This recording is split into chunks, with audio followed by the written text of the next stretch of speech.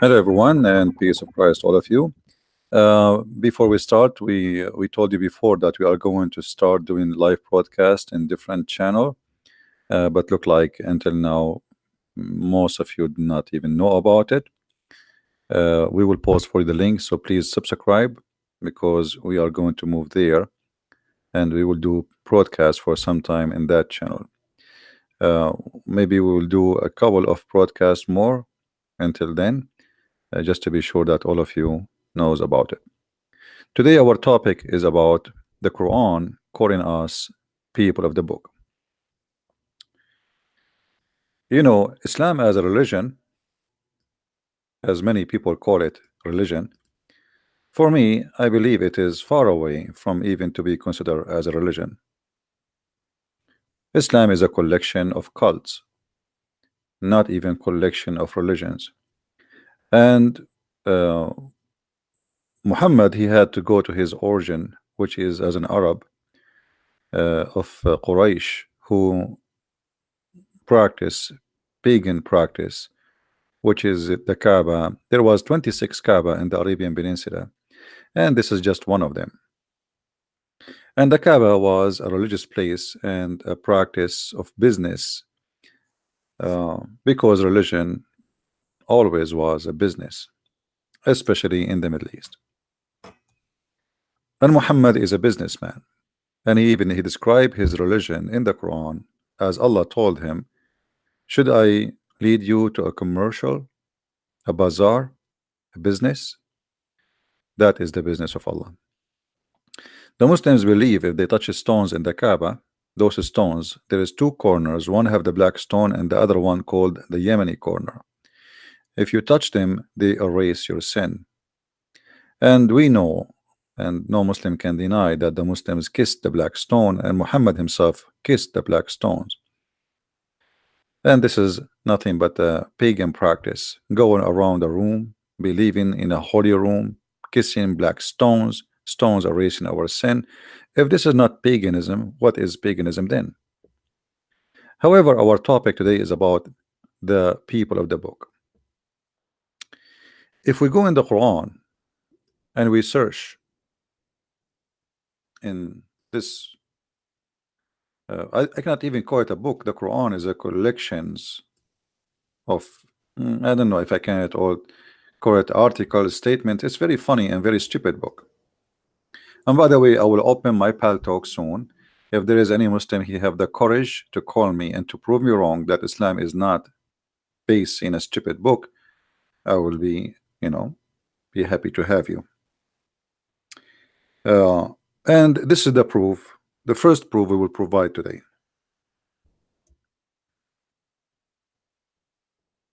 The Quran calls us Ahl al-Kitab. What Ahl al-Kitab mean? Ahl al-Kitab mean people of the book. All those verses in the front of us speaking about us as people of the scriptures.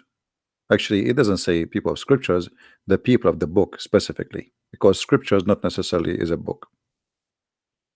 In Arabic, it says people of the book.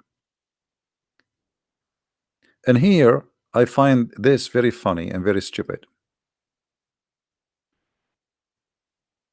Always we see Muslims accusing our book to be corrupt. Then we find a prophet look like he is not smart like the Muslims, saying that we are the people of the book.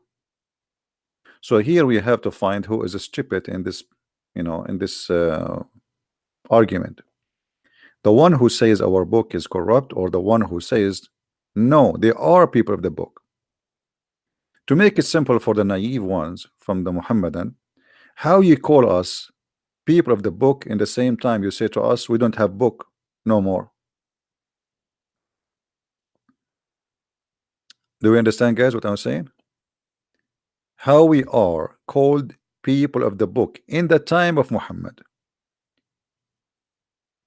and how the Muslim they say to us for 300 years, for 300 years, not even single church father said the Trinity, which is a lie. It's because who is Mark and who is Luke and who is John? If those are not the church father, who is the church father? and we have hundreds of names. But they are copy paste. Somebody make a statement, they like it, they copy it, and they speak about it, but nobody even understand what he's talking about. However, I will go with the Abdul who keeps saying to us that your book is corrupt.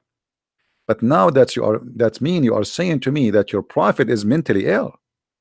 Listen, our book is corrupt, but yet your prophet, he call us people of the book. I mean, how stupid is that? How stupid to call somebody the guy with the car, but yet he don't have a car.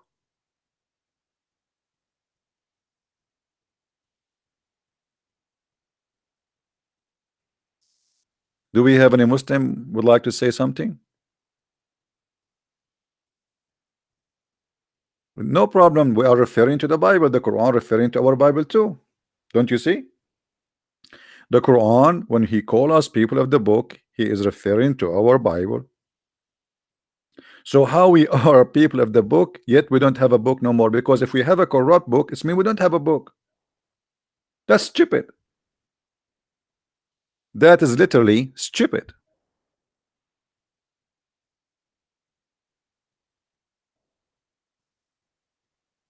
It's like saying the healthy guy, but you are sick.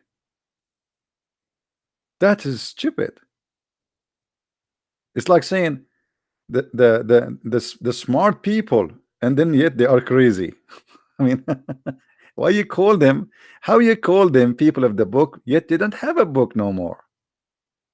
So either the Muslims today, they are corrupt people who have nothing to do with Islam, and because driven of their propaganda and agenda just to fight Christianity with any cause, with any mean, or Muhammad himself is an idiot, you do not know what he's saying.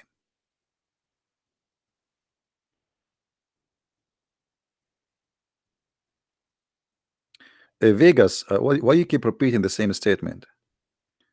I know the Muslims refer to our book. This is what I'm talking about. What's wrong with you? This is what we are talking about. The Muslims refer to our book. We are people of the book. We are people of the book of God. You keep saying to me they refer to our book. We know. This is the topic. How we are called people of the book if we don't have a book. Aren't they say to us 24 hours, 7 days a week, your book is gone, is corrupt, which means not exist no more? So how stupid it is to say to us you have no book no more, yet you call me people of the book.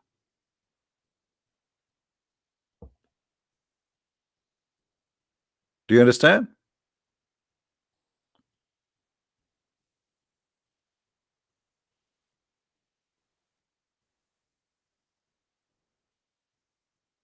Do we have any Muslim?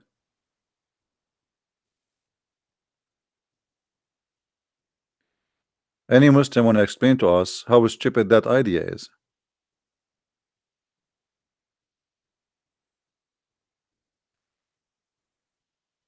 Any Muhammadan?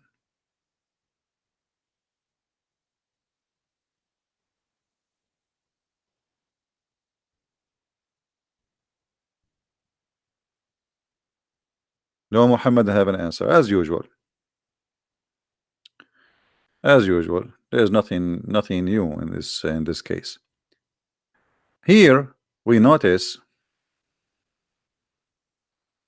and always actually notice, that the Quran speaks stupid. Because look at this.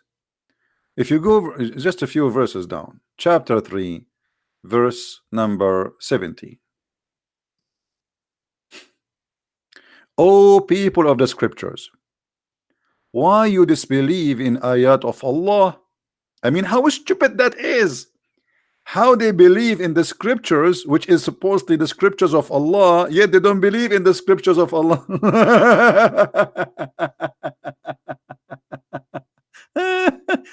Look at this. Oh, people of the scripture.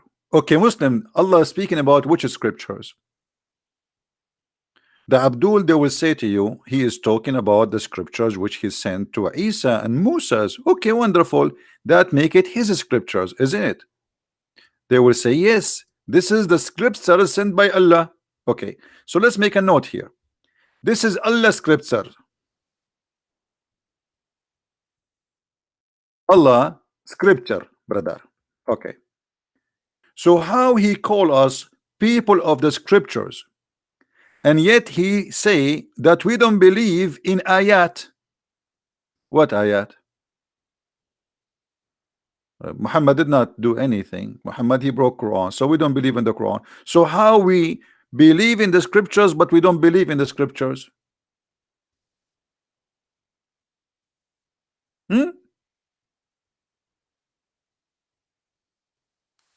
Between two brackets, the translator, he explained to you, he says the verses about Muhammad,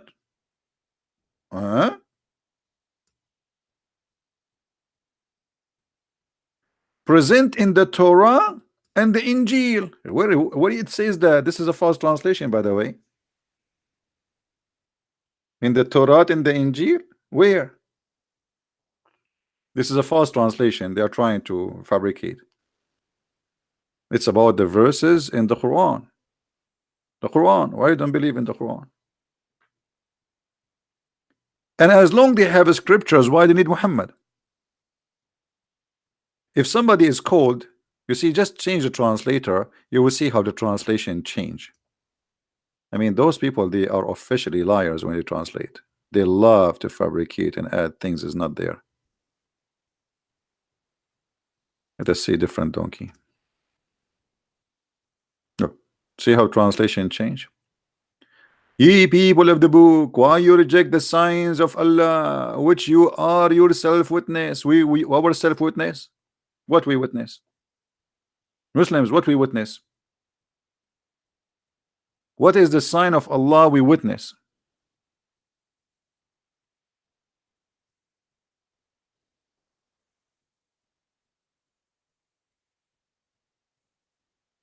Any Muslim have an idea what this book is talking about?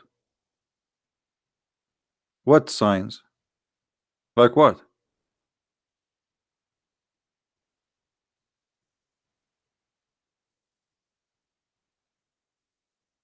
Isn't it Allah in the Quran? He said in different verse that Allah he refrained from sending signs. I mean, this book is made by a mental person.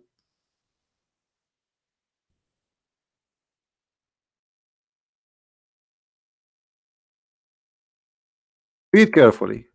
Chapter 17, verse number 59. And we refrain from sending the signs only because the man of a former generation treated them as false. Guys, Allah is joining the yellow vest in France. He have a strike. I will not do sign to you no more. Otherwise, I send you sign and miracles and you reject them. So Allah, he have no problem to send signs with all the messengers before Muhammad, but only in the time of Muhammad, Allah, he don't want to give signs no more. Okay, hold on. Is it the Muslim they say to us that the Quran itself is a sign of Allah? It's a miracle?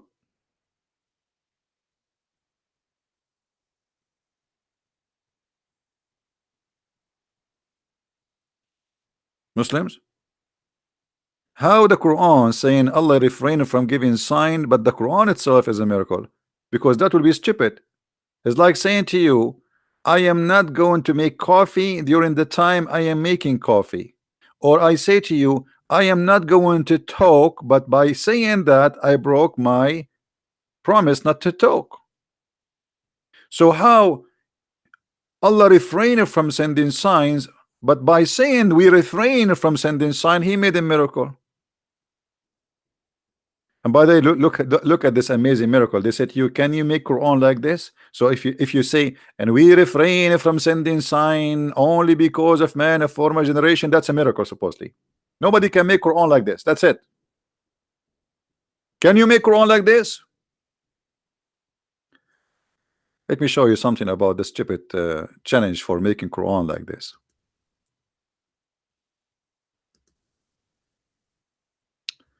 The Muslims, they keep saying to us, this is chapter 21, verse number 5. The Muhammadan keep saying, okay, can you make Quran like this? Brother, can you make Quran like this? Look what the Arab they said to Muhammad. The Arab, they are making fun of the Quran. They say this is stupid. This is like a guy suffering from illusion. It's a fraud. He's trying to make a point. And then they said to him, let him then bring us a sign like the one we are sent to prophet of old. That's logical. They did not like what he says, and the Quran was not amazing for them, and they were not astonished as the Muslim they say to us. They were making fun of it. And they say, if you are really truly a prophet, give us a sign. And this is why Allah, because it is Muhammad, not Allah, he said, we refrain. They are asking for a sign, we refrain. Hey Allah, Muhammad, why you don't have a sign? Allah will answer you. Allah will answer you. You are asking me for a sign like Allah prophet, the prophet before me. I understand. But I will tell you why I don't have a sign. Because Allah refrain. So why you Muslim, you say to us, the Prophet Muhammad, he has miracles. One of them is lying. The one who tell us stories about miracles of Muhammad in the hadith, which we cannot find in the Quran. I mean, isn't it funny all those stupid fabrication exist only in the hadith? We cannot find any of those miracles in the Quran.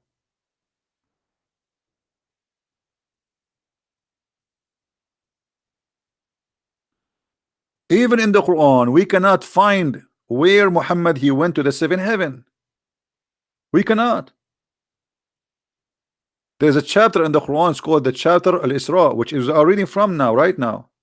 If you go to the first verse, the Muslim keep talking about Muhammad, he took in a top of a flying mule to the seventh heaven, blah blah blah, 11. But it doesn't say that. Nowhere it says that Allah he took Muhammad to the heaven. I mean, isn't it stupid? Allah he have time to tell us about Sulaiman. He heard the ant saying to the other ant, hide. He have time for that, but he have no time to tell us that he took Muhammad to heaven.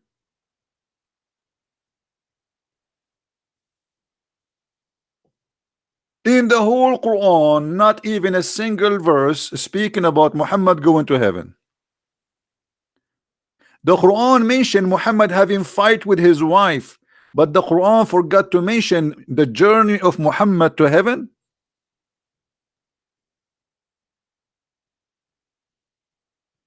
By the way, yesterday I went to heaven and came back. Don't ask me for witnesses. I always those things happen to me when there's nobody around.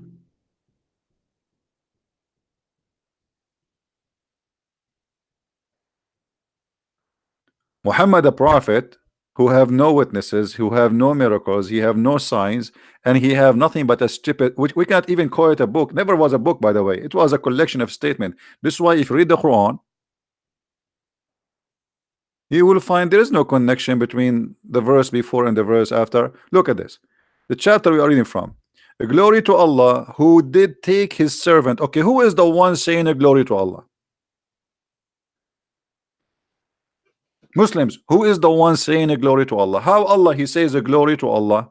Who did take his servant? Allah he says who? Allah saying a glory to Allah who took his servant?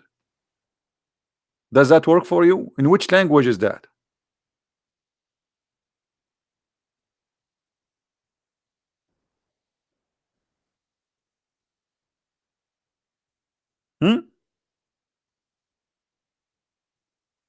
Obviously the book is written by somebody and he is making a statement, and then suddenly Muhammad he jumped from him going in a journey, suddenly speaking about Moses. What Moses have to do with this? What this verse have to do with this verse?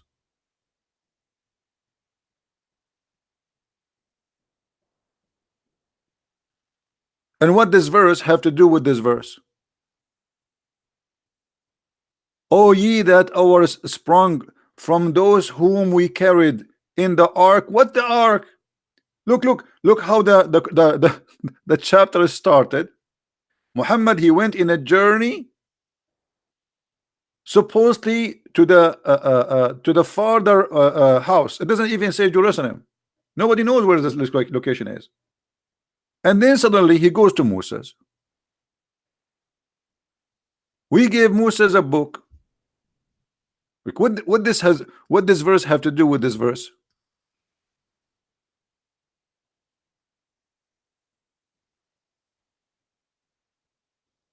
Huh? What this verse have to do with this verse? Nothing. This is what they call the flight of thoughts. And this is a proof that the book cannot be even made even by a guy. His name is Muhammad. This is a collection of statements. You know, they insert them everywhere.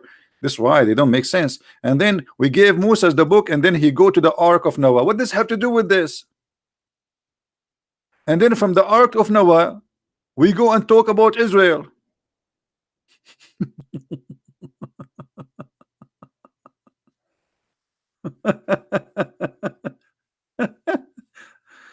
And you know what? The most funny thing about this Quran, that Allah, he says always, it may be your Lord.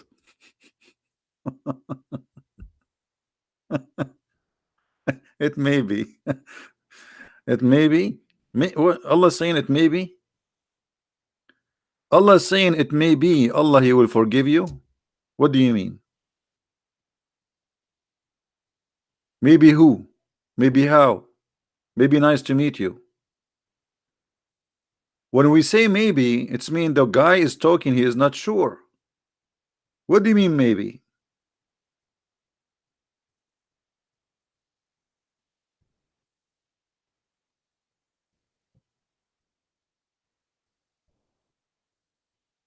Hmm?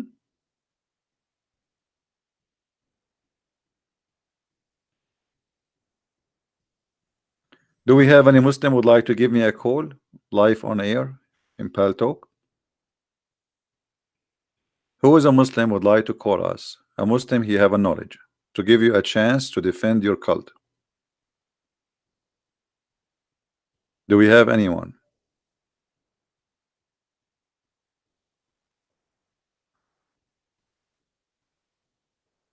Any brave Muslim who have knowledge?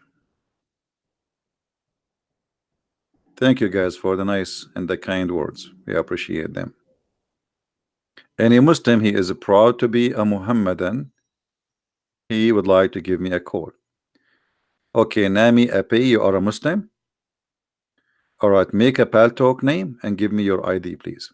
I will call you. All right, give me your ID in Pal Talk. I will add you and I will call you immediately.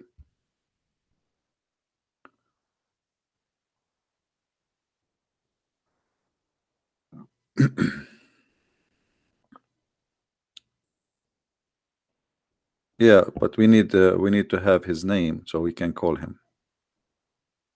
Any Muslim would like to speak to me live, you are more than welcome. Now here in this verse we have something stupid.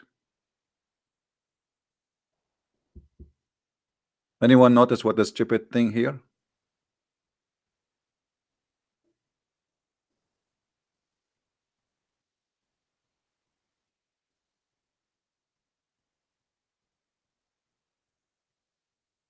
Anyone notice what is stupid in this verse? How this book is going to guide us to what is more right if this book contain verses which is abrogated, which mean they are not valid, and verses which is not abrogated? How we will know which verse is abrogated, which one is not? You know what I mean, guys? As an example, the Quran, we will find verses saying don't marry from non-Muslims. Another verse in the Quran, it says marry from non-Muslims. So how this book will guide us if there is a contradiction? The Muslims, they say this is not a contradiction, this is abrogation. That's wonderful. Where in the Quran it says that this verse abrogate this verse? Not only that, when you say this Quran, that's mean the Quran alone is enough for guidance, but the Quran is an empty book. As an example, where we can find the punishment for rape in the Quran? Nowhere. Where we can find the punishment for adultery for married people in the Quran? Nowhere. Where we can find that muta, which is one night stand, is forbidden in the Quran because the Quran allowed it in chapter 4 verse number 24? Nowhere. So how this Quran can be a book as a guide for the path? In fact, it is going to do the opposite. It's going to make us confused.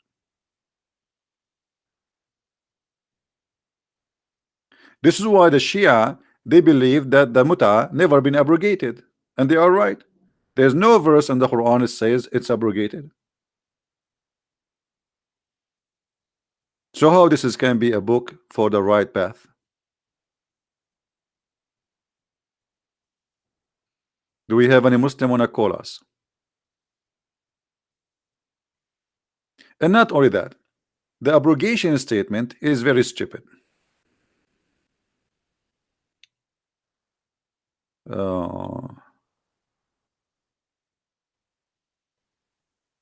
Mr. Trueheart, he can call me in Paltalk. I don't use Skype.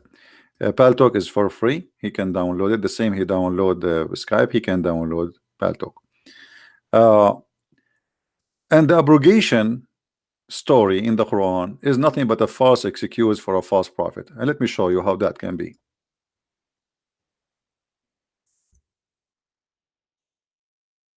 A Muslim, they say to us that we memorize the Quran by heart. Allah, he says no. The ones who says that to you, they are liars. I, even me, made the Muslims forget the Quran. Read carefully. None of our revelation do we abrogate or cause to be forgotten, but we substitute something better or similar. Okay, hold on. So Allah did not forget to mention that the Christians are the people of the book, and he kept repeating, and he never abrogated that name. Did you notice that? People of the book is a name was used for the Christians and the Jews from the time of supposedly Isa, as they call him, until now. The name never abrogated. So what Allah abrogated? Who is the Muslim wanna tell me what is the verses Allah abrogated and where he said where are they or what are they? This is a chapter of the cow. I hope there is no Hindus listening, because they might convert to Islam now.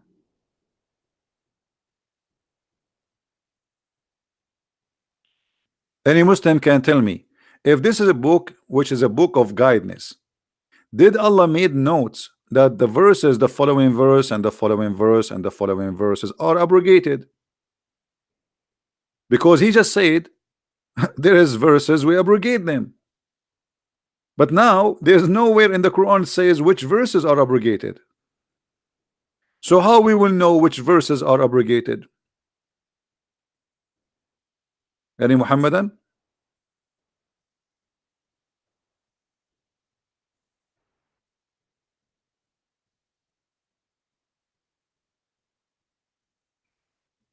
Any Muslim can tell us where in the Quran Allah he mentioned the verses which he's talking about, the abrogated one?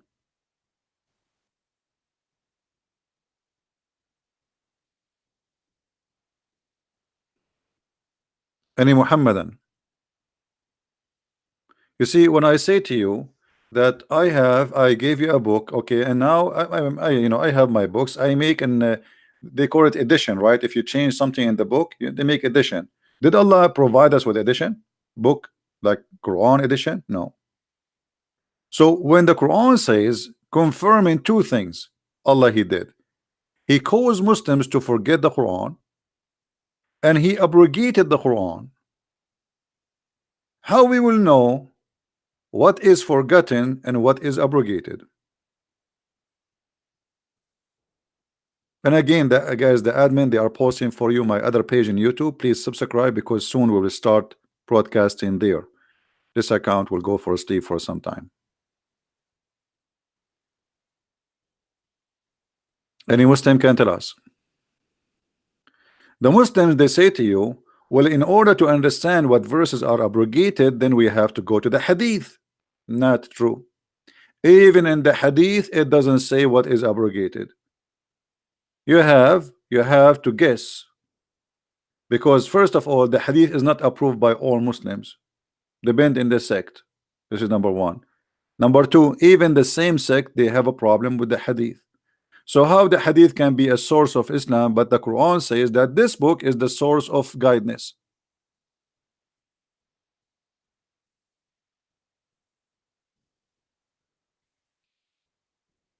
Any Muhammadan?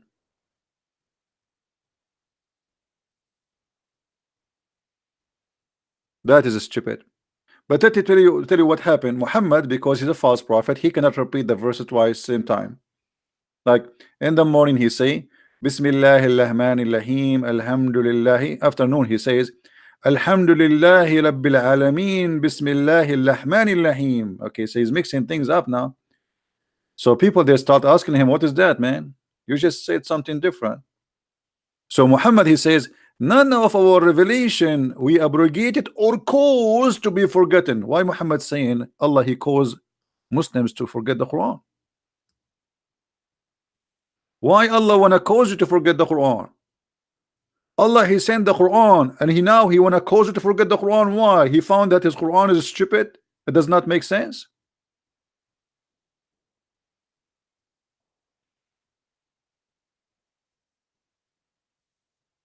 Hey Muhammad, and do you understand me?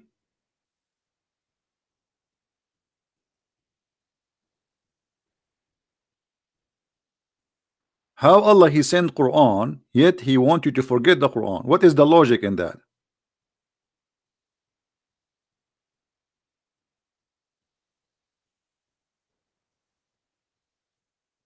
Somebody saying the Bible also changed law according to time. No, this is not true. This is not true. That's a false argument. Bible never changed the law. There's a law that not come yet, and then there's a law come, which mean in the time of Noah there is no law where it says or Adam, where it says you cannot marry your sister.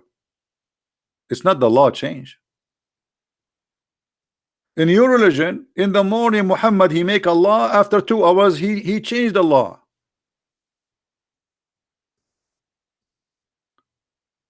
Because people, they start laughing at him. Even the Arab, they were saying, look at him, he says something in the morning, and he changed it afternoon.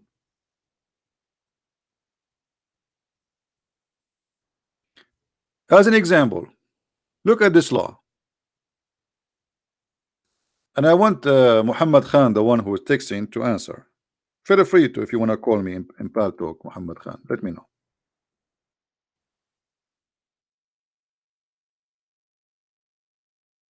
Look at this verse. Muhammad Khan, is this verse abrogated in the Quran? Who's a Muslim want to answer? Chapter 2, verse 178.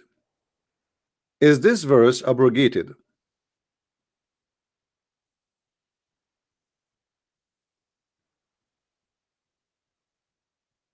Any Muslim want to give us an answer?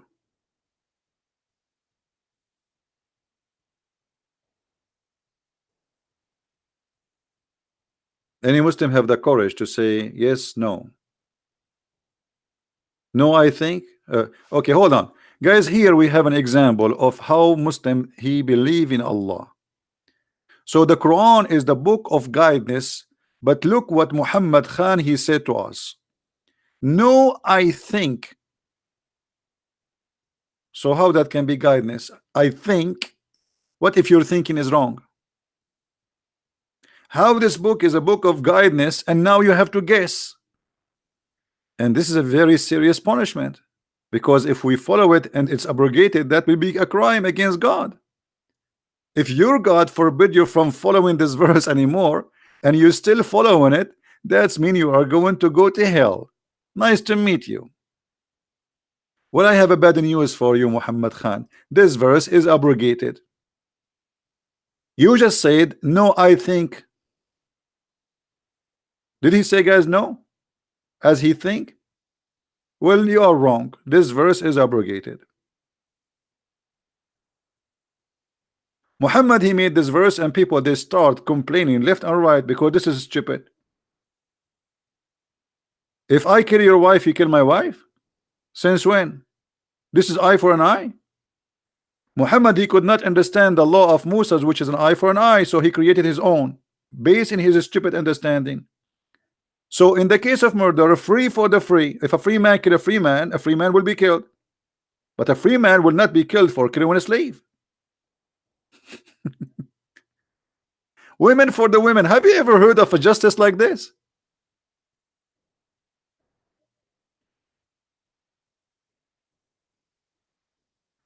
Muhammad, after he made this verse, he had to abrogate it. Right?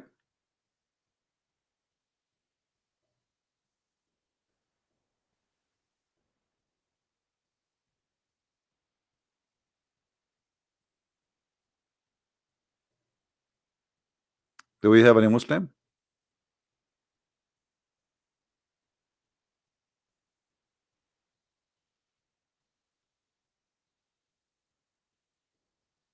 Wife for a wife is not mentioned. No, it's mentioned. It says women for the women, you idiot.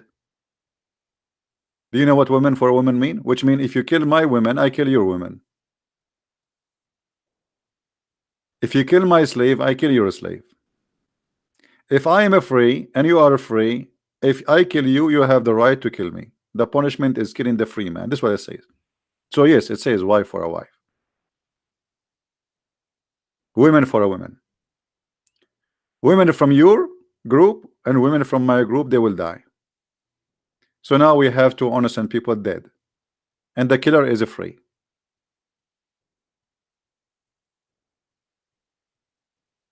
And you know what? If this verse is not wrong, why Allah abrogated? This is about a murder. Did the murder change? Correct, guys? If Allah is all wise, this is a law about murder. Murder, nothing changed. I mean, murder exists in the past, exists today, exists tomorrow. People, there's criminals, they do murder. Why Allah need to change this?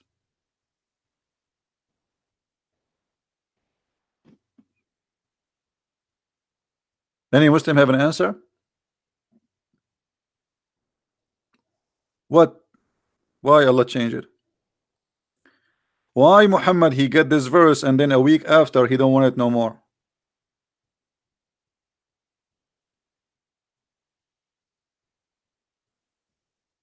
What do you mean I'm lying?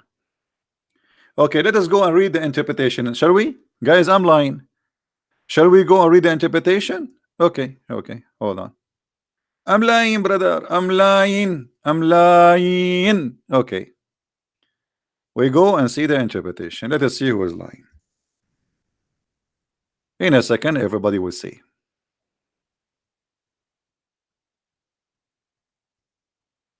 Are you ready, Abdul?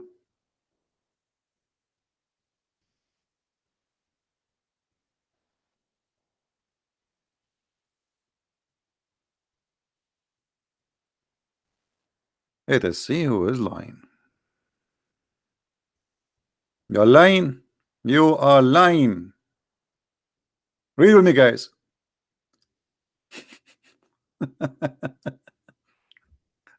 Oh, who you believe? This is Tafsir al-Jalalain. This is Tafsir who? Al-Jalalain. Now, Muhammad Khan, I want you to say al-Jalalain is lying. Al-Jalalain is lying. All right. Now, look at this. And by the way, if you change that the interpretation, you will see different story too. But look at this. In the attribute of one slain and the action involved, a free man is killed for a free man, not for a slave. Do you see it? So your God Allah saying, if a free man kill a slave, he will not be killed. Guys, does it say that? People, does it say that? Does it say that if a white free man he killed a black slave, because their slaves are the black, so if you kill a black slave, you will not be killed because you're a free man, you are a white man, you will not be killed? Is that the justice of Allah? Are you there, Muhammad Khan?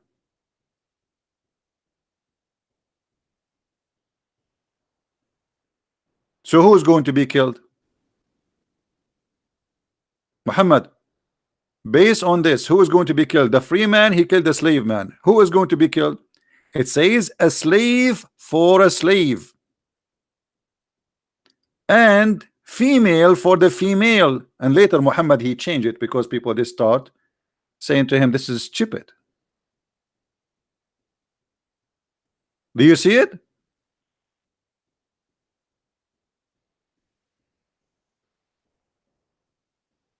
My friend, here my favorite word is donkey. If you don't like it, please don't listen to me. Actually, I should not use the word donkey because donkeys are smart. It's an insult to donkeys to call somebody donkey when he is more stupid than a donkey. This is how I talk. You don't like it, you don't have to listen to me.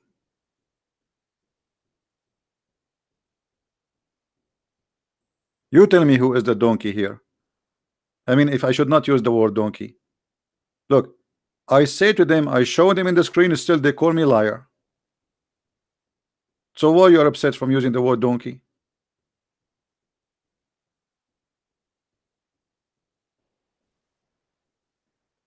And by the way, the first suicide in the history of Islam was a donkey, and his name is Ya'fur. When the Prophet, may Allah bless him, died, the donkey, he jumped in the well and he killed himself. He's in love.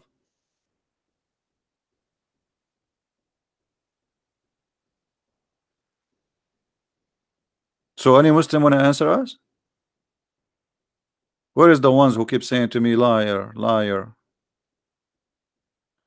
So this is you know, this is very stupid book. This is cannot be from God. I mean, what kind of God he says stupid things like this, and then what he come with an excuse, say, oh, I'm going to make you I'm going to make you forget it, I will abrogate it. But the murder is still a murder. What is the reason to abrogate this verse? What was the reason to abrogate this verse? I want any Muslim to tell me.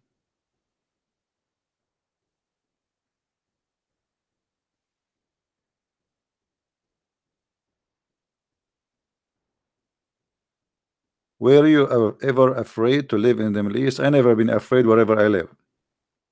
Not me.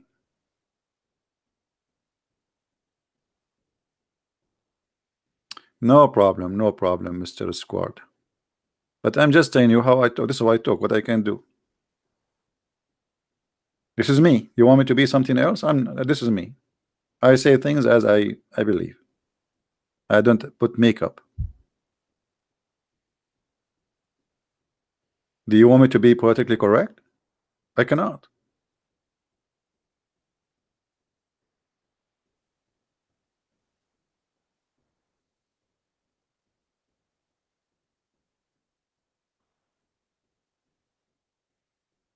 Any Muhammadan, you have something to say?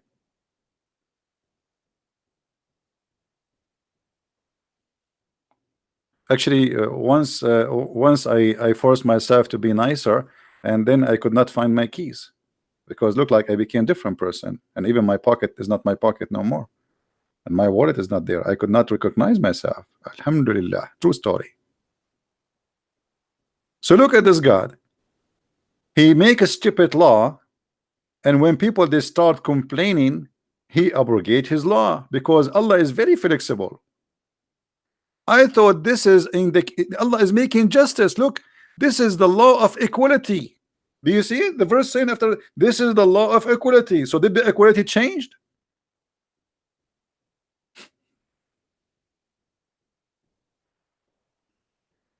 Change happen in every law? No, this is not true. Show me where the law changed. When in the case of a murder, we are talking about murder, not even about marriage. Murder is a murder. Where is the justice? So Allah justice was wrong?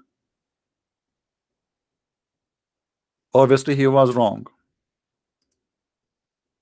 And Muhammad got busted.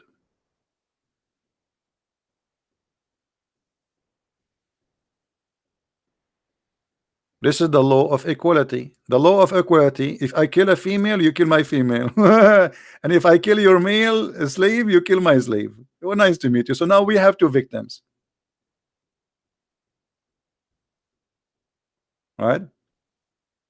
Is the Quran was sent down by Allah and given to Muhammad? Why Muhammad is changing what Allah sent? My friend, there's nothing is called send down. What send down? There's no Allah to send down anyway. Can't you tell that this is an idiot? He's trying to make himself a prophet. He come and fabricate laws. He's trying to copy Moses, the eye for an eye. But because he don't understand what the law of Moses is, he come with his own stupidity. After he made the law, people they start complaining. This guy is like a liberal government. You know, they say something in the morning, and the afternoon people they complain about what they said and they withdraw. Like Bernie Sanders yesterday, he says Israel is a racist government. Afternoon, he says I support Israel very much because now he noticed that he's making a big mistake. Hypocrites. They are hypocrites. Their decision, their mind, their talk change.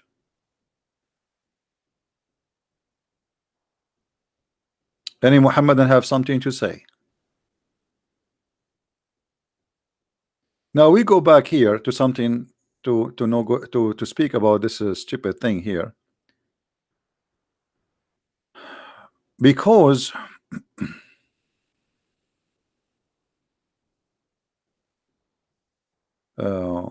why you reject the sign of Allah, but yet he don't give us the sign yet. Why you reject the sign of Allah? Here we notice something additional stupid. We mentioned it many times before, but let us repeat it again. Allah not only he calls you to forget the Quran, Allah will cause you to forget the Quran, but he will give you something better or similar. How stupid that is. Imagine you have a child, he have a toy. Huh? He's playing with a toy. You take the toy from his hand and you crush it with your feet, and then the child he start crying. You know, he says, "Don't worry, I'm going to give you something similar or even better." So why you crush the first one? If it's going to be something similar, you idiot, why you destroy the first one?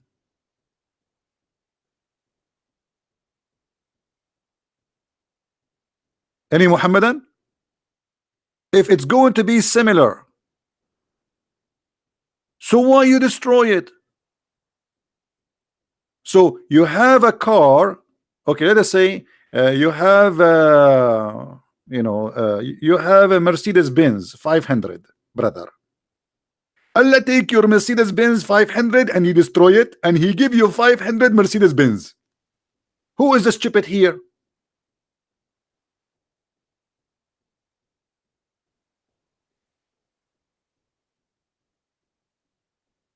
What is the excuse? The excuse is very simple. Muhammad, he cannot repeat the same chapter twice. He cannot remember them. So he's saying to them, okay, I forget them. Hello, don't worry. Allah will give me something similar or better. Allah will make Quran better than the Quran. Allah will make Quran better than the Quran. Why? He went to school and his language now is better. How Quran can be better than the Quran?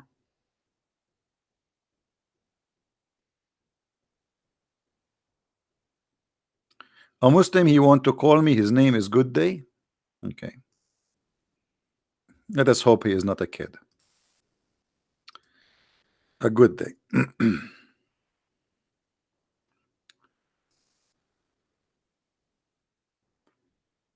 We will open Paltalk to give this Muhammadan a chance to call us.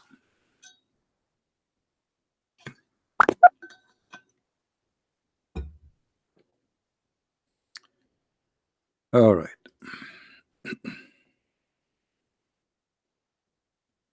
Good day. I'm going to send you an ad. Please add me from your side. I'm looking for your name right now. Man, there's like a 1,000 Good Day. Which one is you?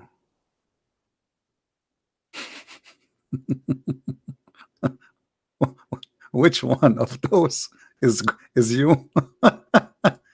What is that? None of them fit with your name, actually. What Good Day? I don't see you. I mean, you need you send me an ad from your side because I cannot find you.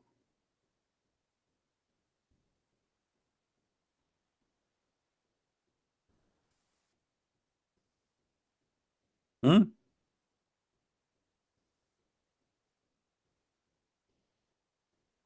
Which one of those is you? There's like 1,000. Which one?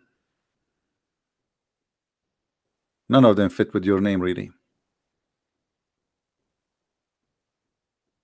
You see the name you gave me? None of them fit with your name. So you are giving me the wrong name.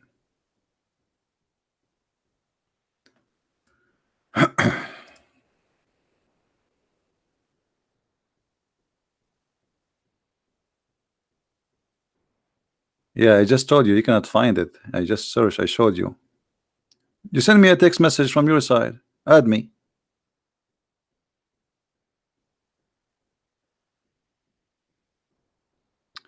Good day, everyone.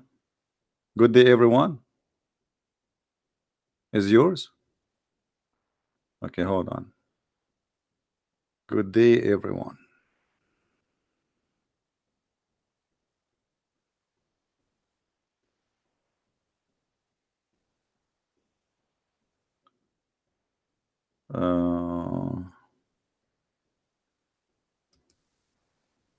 Let's see if this is yours. Here we go. We send for this name a hi. All right, you can call me if you want.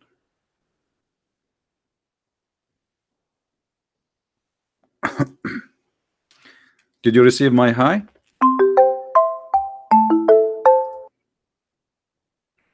Hello?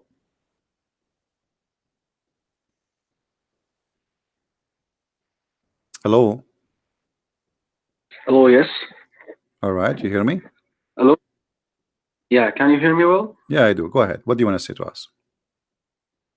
Okay. Let me emphasize on 2 points. All right. Yesterday, I messaged you under the nickname of Iskender. All right. I am an ex-Muslim, All right. and you thought that I was playing, but actually, I have one question to you, and I hope that you can answer me. All right. And the second thing, that I don't smoke. Okay. That's wonderful. So my question is regarding perfection. Perfection. Yesterday, What perfection? yeah, yesterday, I'll explain. Okay. Yesterday, I told you why God did create Lucifer as perfection, as a perfect being. And God created Lucifer as a perfect being while he knew that this perfection What do you mean will by lead what do you him. mean what do you mean perfect mean?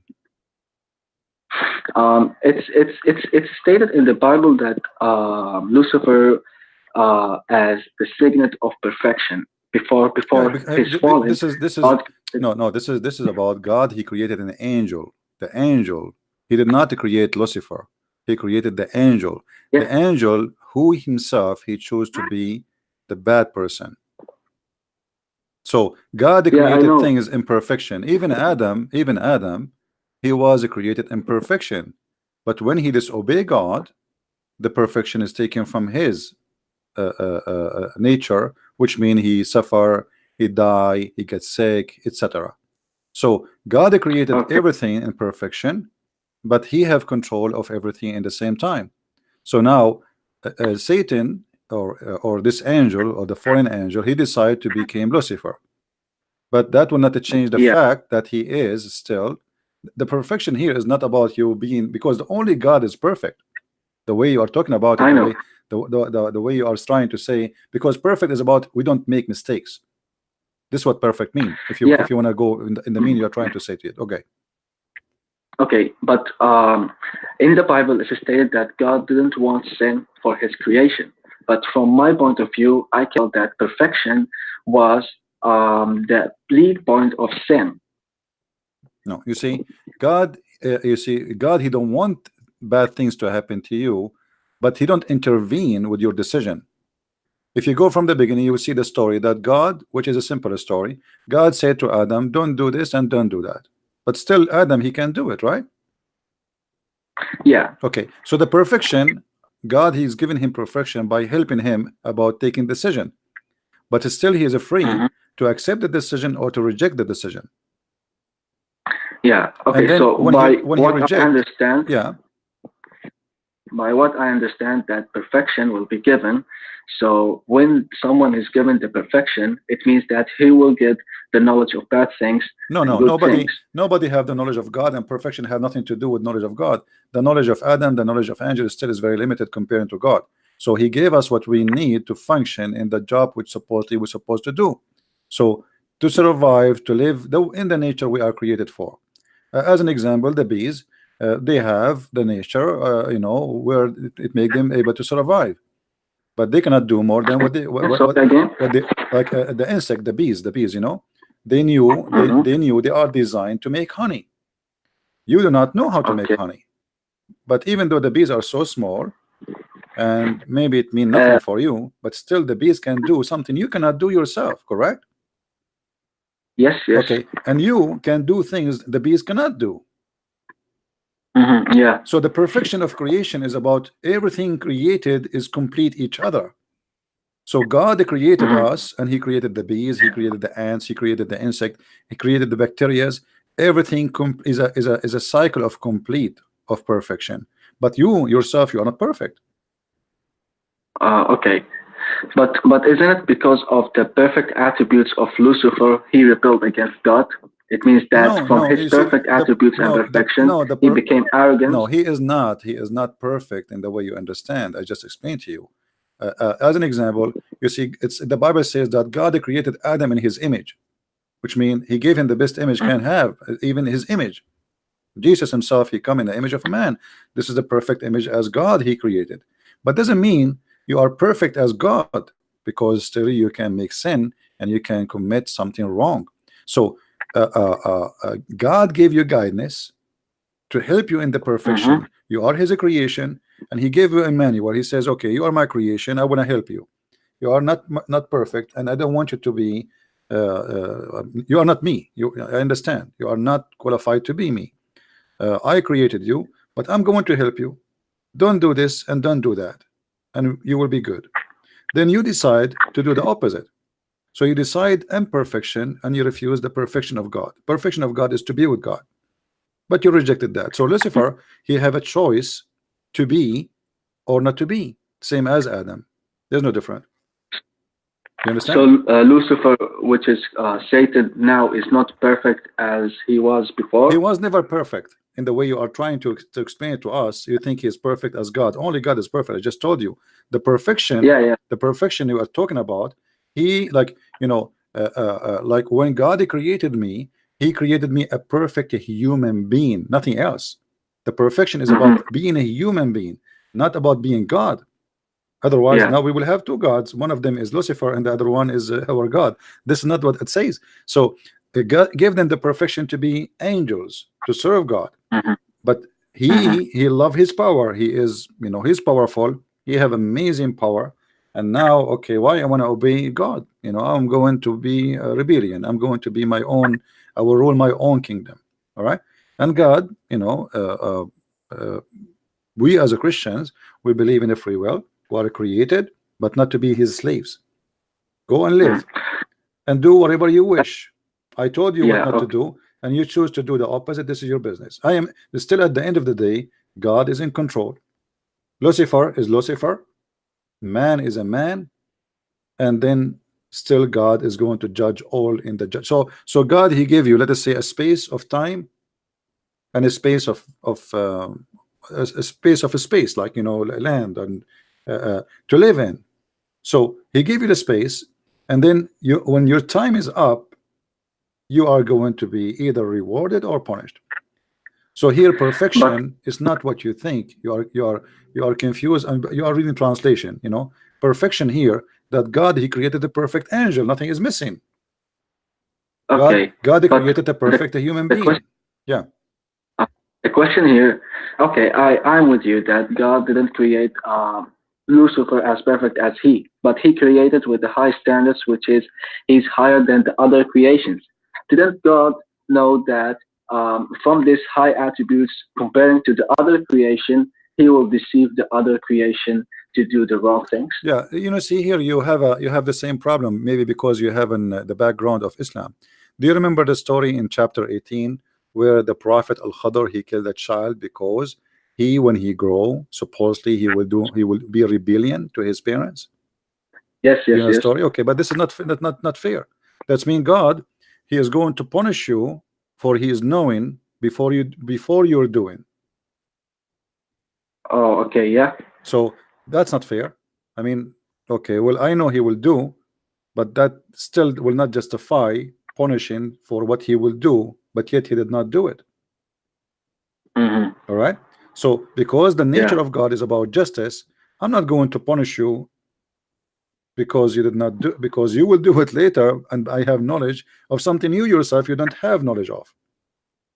Oh, okay, I see. That will make God himself a criminal for punishing you, yet you did not commit the Yeah. crime. So God, he gave space for his creation to He gave a space. consider that. He created you. You see, we don't believe in it the same as Muslims. Like God. The only faith we have right now, we believe in faith in certain way, very limited way, which means that God, when He created Adam, He created him first to be in heaven, to live forever. Correct? But then when Yes. Adam broke the command of God, then the fate changed from living forever to live by nature, which means your body will get old, you will get sick, you get killed, you die by cancer, you die by diseases. So you are by yourself, you are by your own. So God, he took the perfection of living forever from the human being Yeah. Okay. as a penalty, not as a reward. The garden. Okay. Anything Hello? else, my friend? Yes. Anything else? The Garden of Eden was in heaven or in earth?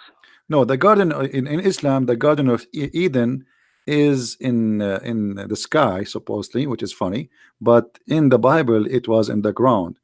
And based on geographic understanding of names, it is close to Turkey now. But still, it was a perfect place because It's God a garden. Himself. It's a garden. You see, place. God, He can make a place perfect. Doesn't matter where. Like He can make heaven exist in the middle of the desert.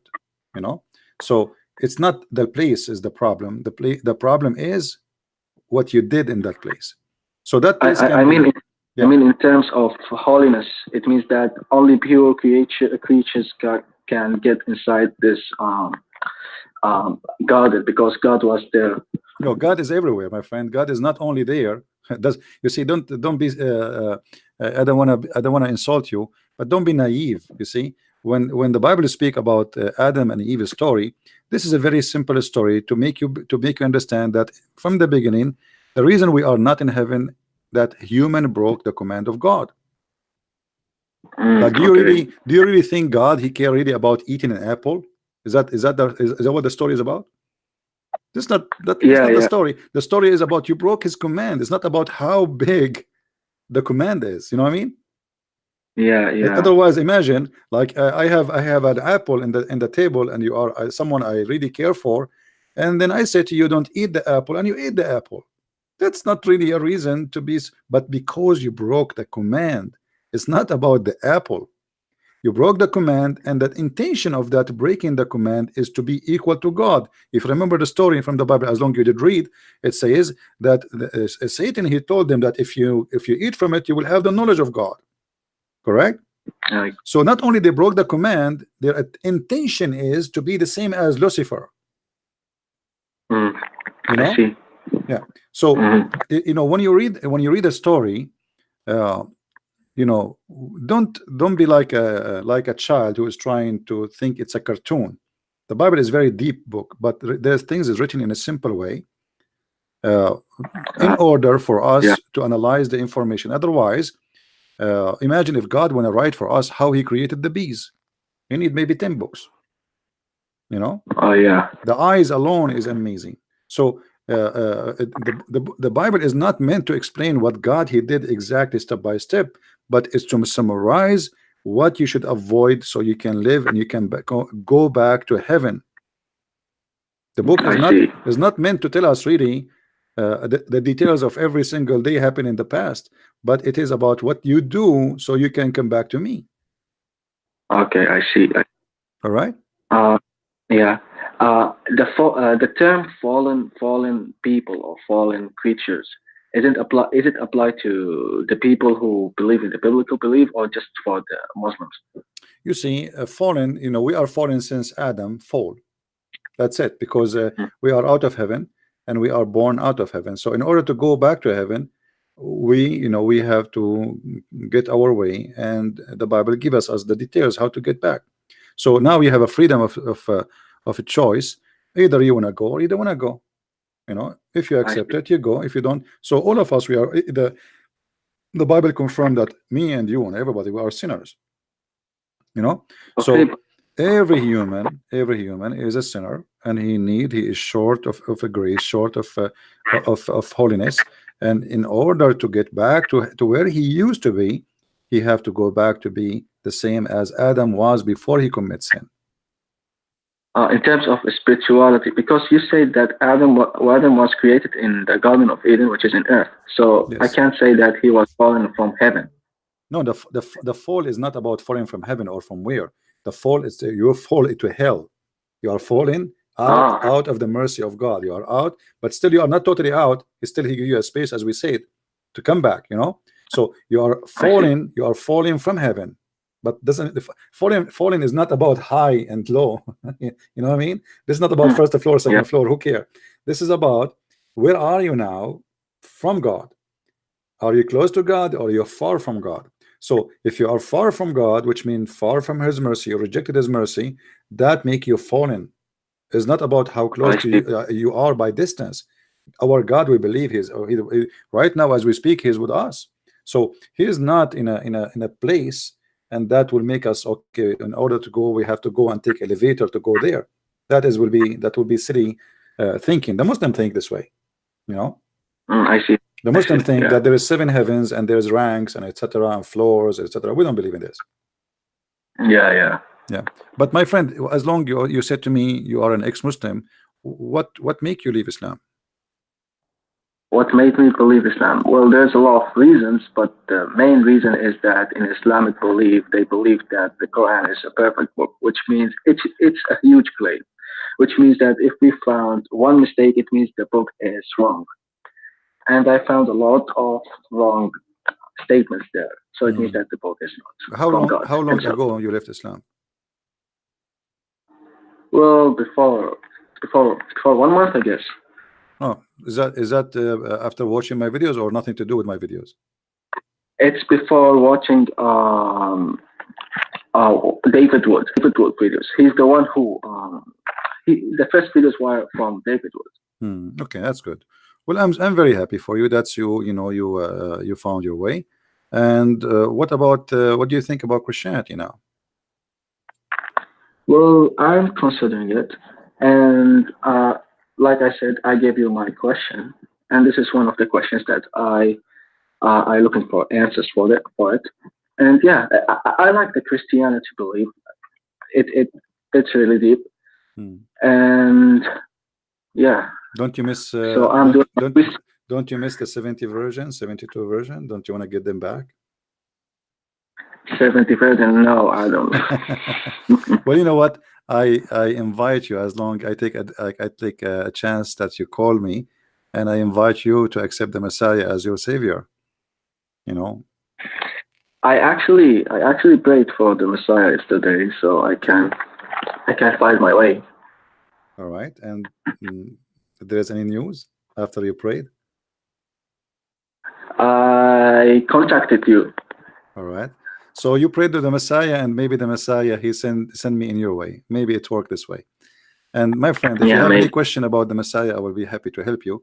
But let me invite you to accept the Messiah as your savior, because you never know. You see, God, he gave us a space, as we said, time and space, but our time might be taken from us any moment. And there's no guarantee that you will have time for tomorrow. So for me, I take advantage of this time So I might be able to help you to accept the Messiah. So I invite you right now to accept the Messiah as your Savior. Already you pray to the Messiah. That's mean you believe in him. Because I will not pray to someone I believe he is a lie. Yes, yes. So why you don't? It's a huge step for my life. So why you don't say yeah, why you don't accept him? I mean, you prayed to him already. yeah, yeah. Okay, okay. I accept Jesus as Hallelujah. I mean to as that. I mean to that. We are Lord. so happy for you. And here we go. You know, he called me to question, and this gentleman, we can call him brother in Christ. He just accept the Messiah and he accept him as Lord and Savior. So you accept the Messiah to be your only Savior, and you are accepting him as your God. Is that correct? Yeah, yeah, yeah, That's yeah. wonderful, my friend. Because I'm happy for yeah, you. I But have also one question. What do you think about Jay Smith's claim that Muhammad did not exist? you see, we cannot verify Muhammad as a person. We cannot. I cannot. Nobody can. Because even the Quran sometimes call him Muhammad, sometimes call him Ahmad. Obviously, the name Ahmad and Muhammad, they are not names. Those are titles, mean the praised one, right? If your name is Yeah, Muhammad, should not appear in different place as Ahmad. It's like Jesus, the yes, Messiah. He have many names, but they are titles. Emmanuel, Christ. Those are titles. Those are not really names. His yes, name is yes, Yeshua. So the name should not change if it's a name. But obviously yeah, Muhammad as a person, we do not know who is he. Based on yes, Muslim books, which is written long after Muhammad, we can go and say, okay, they are saying that there's a person who was living in Mecca, etc. But even Mecca, we cannot find any proof of existence, during the time of Muhammad. yeah. You know, Hmm. so J. Smith, by the way, he is not making the claim. He is taking a study of a historian who did his own search. In the beginning, actually, I saw this historian. I saw J. Smith presentation. In the beginning, I refused what he said because he was saying about that the direction of the mosque. But Yeah, some of those mosques, I look at them, they are not built to be a mosque. They were facing the wrong direction, not the Qibla, because in the beginning they were not built as a mosque. So based on that alone, I will not accept. But then I watched the movie of the historian who made this study, and it's very convincing. So yeah, there is no Mecca and there is no etc. But for me, I don't waste my time with this because I debate Muslims about their belief, not about what they don't believe. You know what I mean? hmm, The Muslim don't believe hmm, that Muhammad is not exist. So why want to debate about it? You know? So sure. I break the belief, not the non-belief. They don't believe in that. So why I want to waste my time? I will leave that for somebody. He take care. I have a question for you. What about your family now? You today you accepted I'm living. Christ. I'm living with them right now, All right. and I don't know how to tell them that. Are you Especially, single? If you don't mind to I'm say, not fake enough. are you single? I'm still single. Oh, I'm a 19 years old kid, all right. so I Well, don't know you how to you are a counter. man. 19 years old. You are in your own, and you can make decisions, and don't worry about anyone. Do what is right, and don't Hmm. be a fool. If my parents, with my respect to your parents, they believe in such a foolishness, does that not an excuse for me to follow the same foolishness? There's people, Yep. they do not have the courage even to say this is foolish. That's the whole story, because it need a lot of courage too. Yeah, they are delusions. Yeah. Well, my friend, encourage your family to watch my videos, and I will be happy to help them if they have any questions. And if you want them to speak to me in private, I will be happy to talk to them. Just text me, let me know. And if you have your parents want to talk to me in private, like not in public, I will be happy to have a conference, me and you and them together. Sure, sure, All right. sure. And Thank you for. you're welcome. Anytime you feel free to contact me. Thanks, All thanks a right, lot. my friend. Take care. God bless. All right. Well, and we are happy. We are happy for this gentleman. Uh, you know, he left Islam and today he accepted the Messiah as his savior. That's wonderful. And I hope, I pray that his family, they will join him, and we will have a conversation together.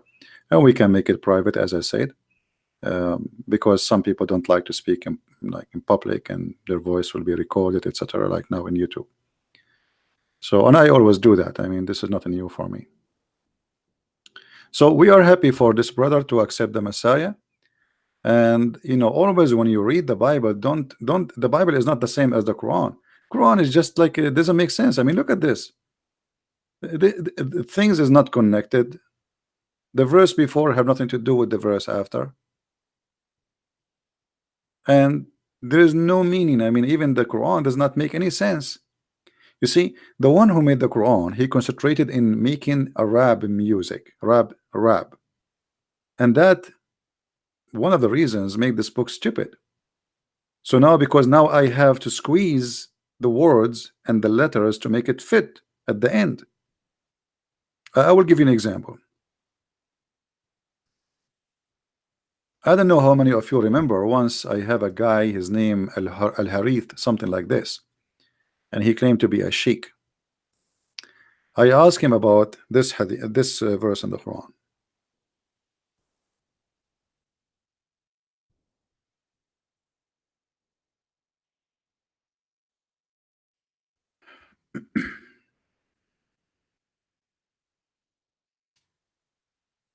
If you go in this chapter, the chapter of Al-Qadr. Qadr mean destiny. We were talking with this brother about destiny.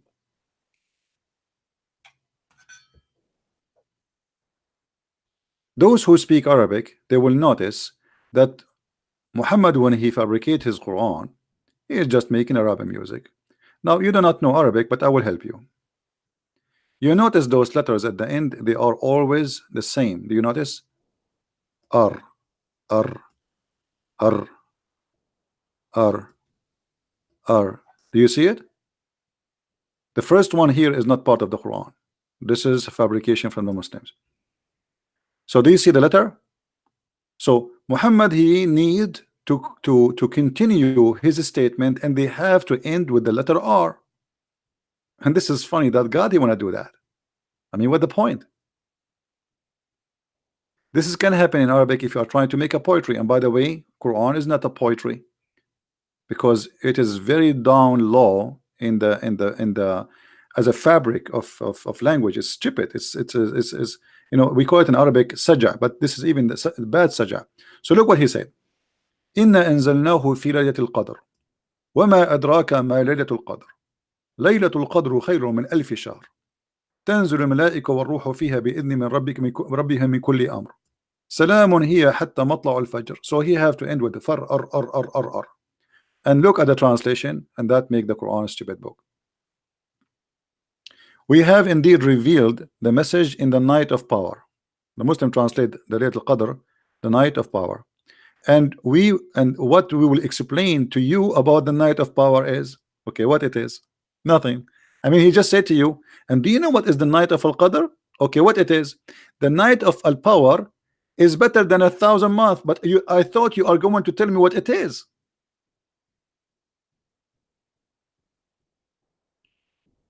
And how stupid to say that this night is better than 1,000 months. Anyone knows how many years 1,000 months is?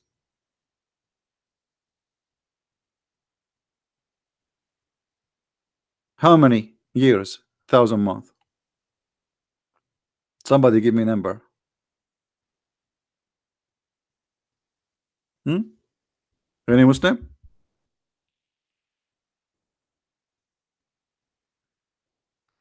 The Muslims believe if you pray in this night as if you prayed for 83 years. When I asked the Sheikh about this, he said this is an exaggeration in the language, which means Muhammad is a liar. So I said to him, are you saying this is exaggeration? He said yes, because the Prophet, you know, God, he made him a verse to match poet, so he don't mean it. This is his opinion. Other scholars, they don't agree. They say no, this is what it's meant. It is equal to 1,000 months. But this is not fair. So I do not need to pray for 83 years. I pray only in that night, and I died in the second day, and that's it. I am better than somebody he was praying for 83 years. And guess what? Muslims do not know where this night is.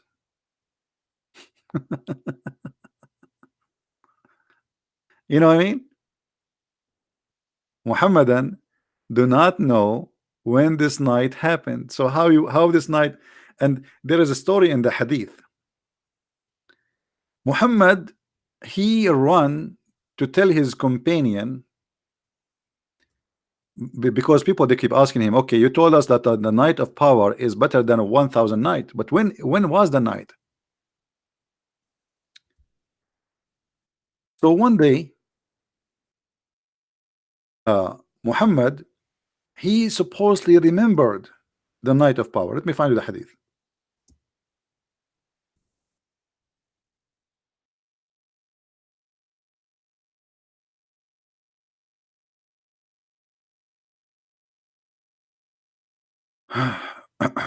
Just to show you how we get Muhammad busted.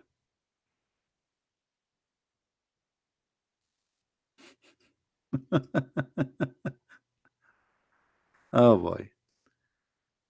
I will give you a reason. It's hard to believe, and that will tell you really, if you are a person, if you are a Muslim listening to this, you will agree with me that Muhammad is nothing but a liar. All right. If we go in the hadith and we look for this following hadith, I hope we can find it. I think we will find it. Here we go. Muhammad, he was at home, and Allah showed him, sure, through Jibreel, when the night of Al-Qadr will be. Laylatul Qadr. Laylat in Arabic, I mean, the Muslim translation, by the way, is very weird and very silly. I mean, either translate the whole thing or don't translate. How somebody will know what Laylat mean now? And how somebody will know what Al-Qadr mean? I mean, this is stupid translation. It's okay. So I was shown Laylatul Qadr. Then some members of my family woke me up. Then I was caused to forget it.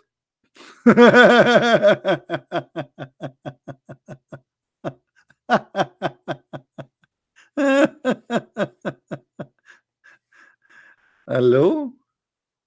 Any Muslim is there? So Allah, he showed him Laylatul Qadr and somebody wake him up and he forgot it. So why Allah show it to him? Huh? Muhammadan?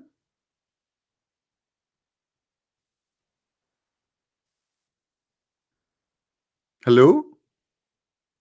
He's a liar.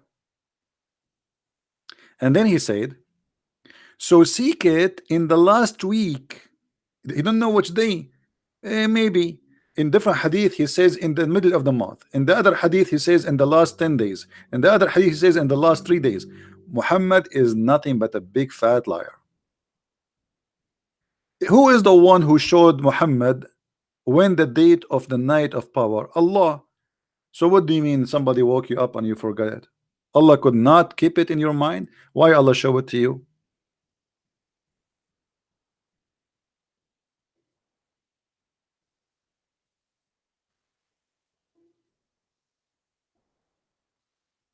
Any Muslim? Any Muhammadan?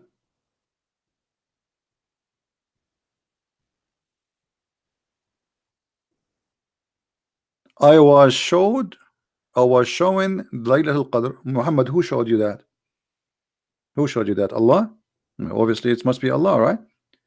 So what do you mean somebody woke you up? Allah, he could not keep you remembering it? So why Allah showing it to you?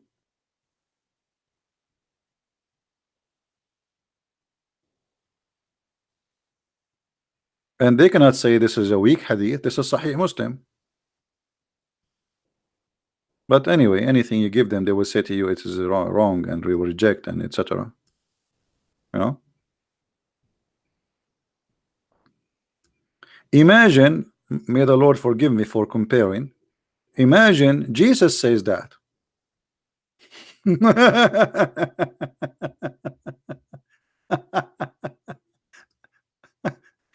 I mean, you Muslim, don't you notice that there is something stupid here? What is this? Who is the one who showed him when the date of the night of power? You will say Allah. Okay, Allah show it to him. Why? Don't Allah know that he will forget it after a second after he wake up? So why he show it to him? And why he still remember that it was shown but he forgot the date? He just woke up. I mean, how he forgot it but he remember it? You know what I mean, guys? When you say I was shown, that's mean you remember what you've been shown. So how you remember what you saw but you didn't remember what you saw?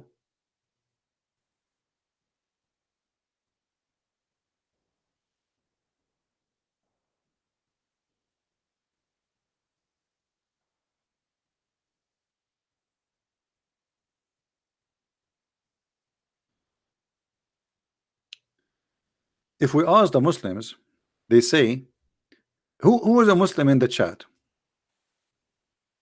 Do we still have any Muhammadan in the chat? Do Muhammad forget Quran too, or only forget those things?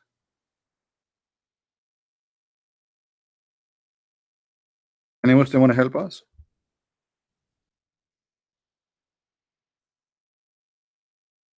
Do Muhammad forget Quran, or he only forget this thing? Any Muslim want to say something?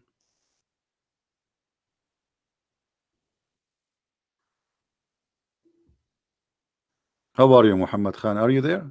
I don't see Muhammad Khan is contributing for Islam.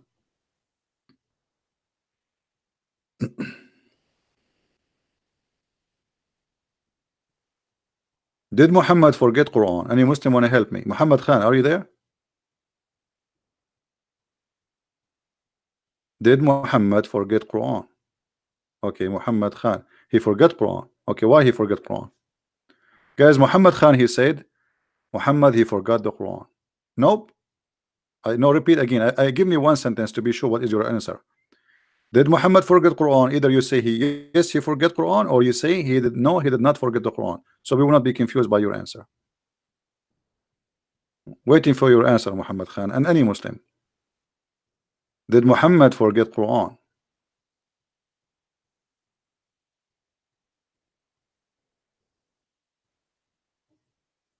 Give me a full answer. Type no, Muhammad did not forget Quran. So we will know what you are saying no about what. Maybe you're answering somebody else in the text.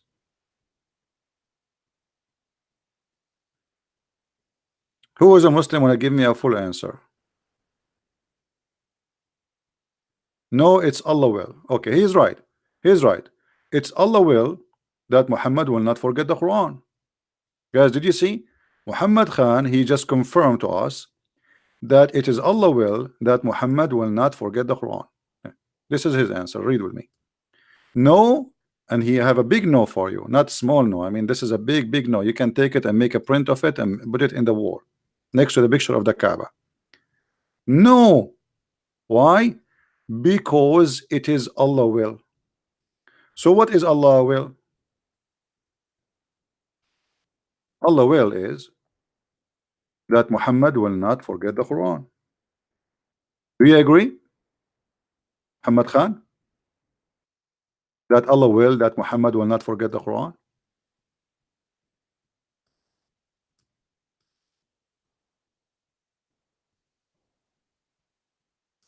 Chapter 21, verse number 5. Oh, hold on. This is not the verse we want. Chapter 78, sorry. Verse number 6.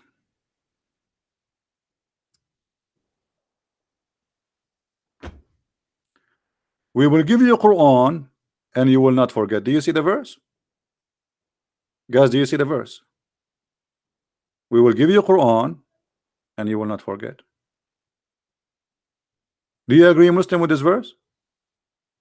So if Muhammad forget Quran, That's mean Muhammad, he proved to us that he is a false prophet.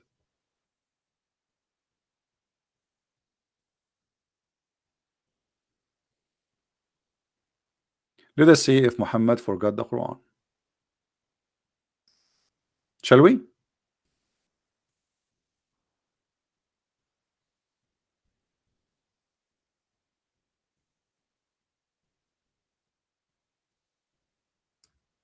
Let us try to find the hadith. Here we go. Do you see it, Muslims?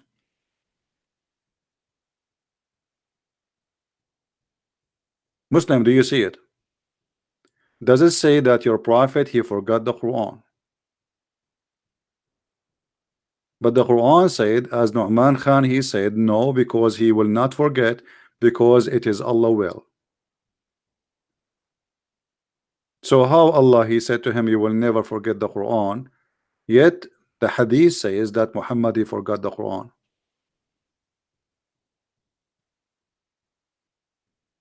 Are you there, Muhammad Khan? Are you ready to leave Islam, Muhammad Khan?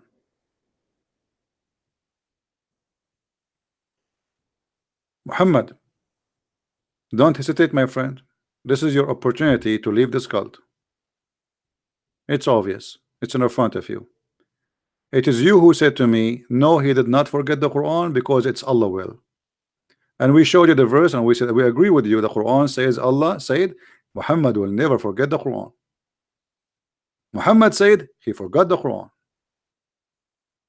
So what do you say? No, I don't want to leave Islam. I want you to leave lies. This is a lie. You want to stay as a Muslim, believe in lies? It's up to you. For me, I reject lies. Obviously, this guy is a liar. In the Quran, he says, Allah, and you are the one who agreed. Allah, he assured him, he made the decision that he will not forget Quran. Here he's saying, I forgot Quran. So what we will do now? You want to stay as a Muslim?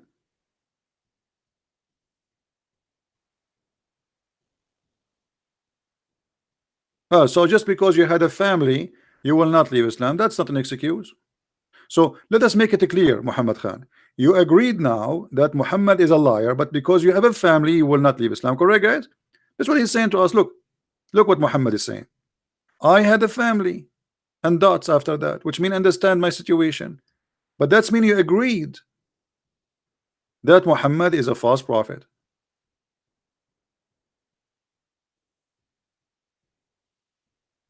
But you had a family, which mean, that will cause me trouble. So I'm not going, understand my situation. I understand your situation. But for me, by what you said, I know now that you left Islam. Correct, guys? By saying I had a family, you just agreed that you are leaving Islam. Good for you. And I pray that soon you will accept the Messiah as your Savior. That's wonderful. You enter the chat with us as a Muslim, and after 2 hours you are out of Islam. Who's next?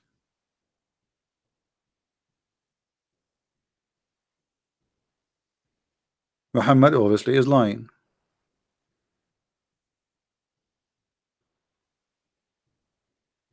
Look at this Muhammad, and he's saying the contact explain itself. Muslim proper, why you don't call me and let's see how you can explain it yourself, as long as the contact can explain itself. I want to see you how you can make it explained. I mean, how funny when you say that. If the Quran itself in chapter 3 says that nobody understand the Quran save Allah, and now you are saying the contact explain itself. You will not forget unless I make you forget. It doesn't say that, guys. Where it says, where in the verse it says, you will not forget unless I make you forget.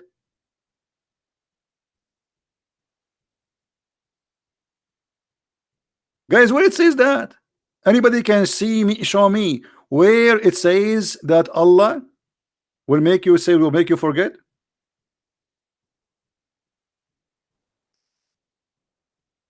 He will say to you, the verse after says, except as Allah wills.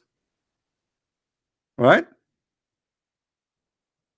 But the Allah wills in the other verse, it says Allah will make all the Muslims forget. This is called abrogation. The abrogation of forgetting, by forgetting. But here we have a Muslim remembering the Quran. So Allah did not make all the Muslims forget, only Muhammad he forgot. Guys, you remember the verse? Let us go back together.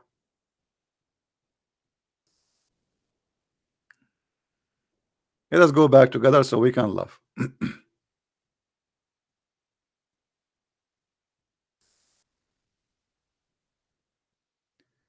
None of our revelation we cause to be forgotten. Allah will cause to be forgotten to who? Only to Muhammad? Or to all the Muslims? All the Muslims. You can go and read all the interpretation. Because if only Muhammad he forgot it, then it's not abrogated, it's there. The Muslims still remember it and they practice it. So here he's talking about he will cause all the Muslims forget it. Okay. But as we see here, the one who forgot is only Muhammad.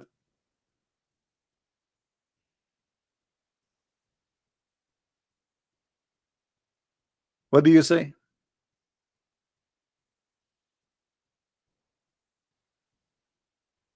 Do you want me to show you the interpretation for this verse, that this is for all the Muslims, not for Muhammad?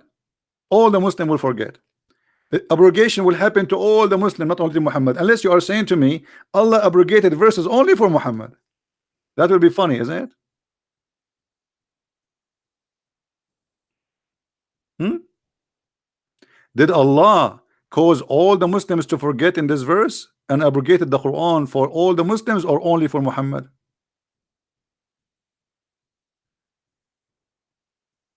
Are you there, paper Muslim?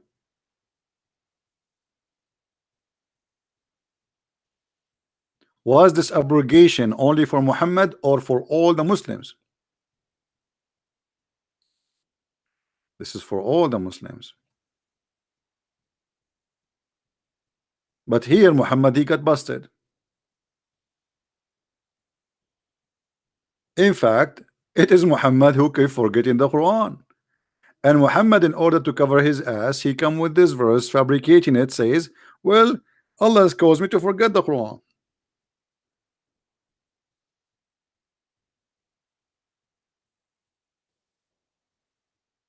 Right?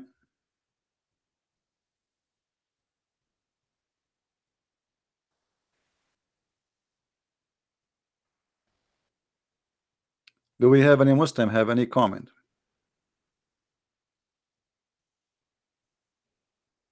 Fahim is saying, don't forget, we Muslim don't forget what Allah brought down to us. Okay, Fahim, I want you to recite for me the verses of breastfeeding for adult 10 times. Guys, Fahim, he said to me, let us see how Fahim is Fahim. Fahim in Arabic mean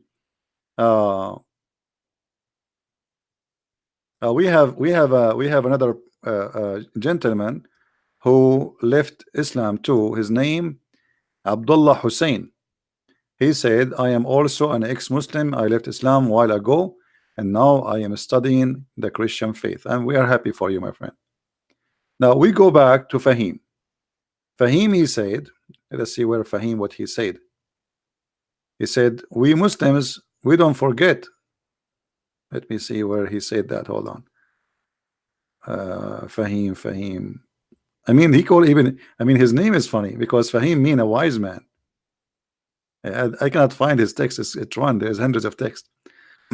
Anyway, he said, we Muslims, we don't forget what Allah sent down, but the Quran says, no, you forgot.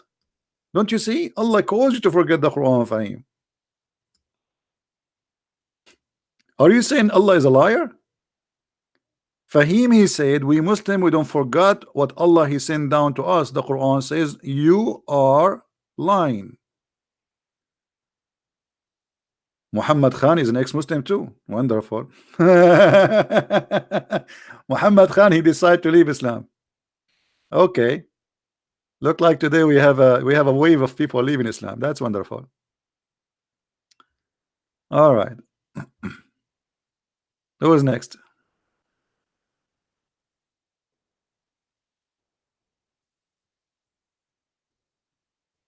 I am an ex-Muslim too. Okay, that's wonderful. I mean, Islam is very convincing. I mean, this is the most foolish, stupid religion ever you can imagine. And the only miracle I see in this cult that you see somebody still he believe in it, or some idiots they convert to Islam in the West.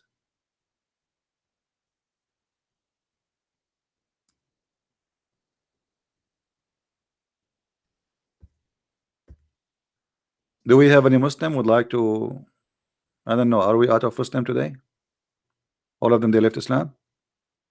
Fahim is next. Fahim is next, but Fahim is slow. The food he's eating is not helping.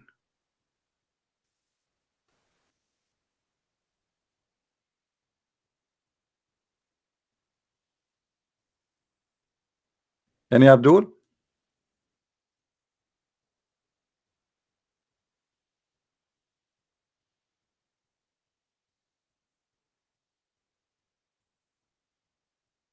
This verse alone is enough to prove Muhammad is a fake prophet.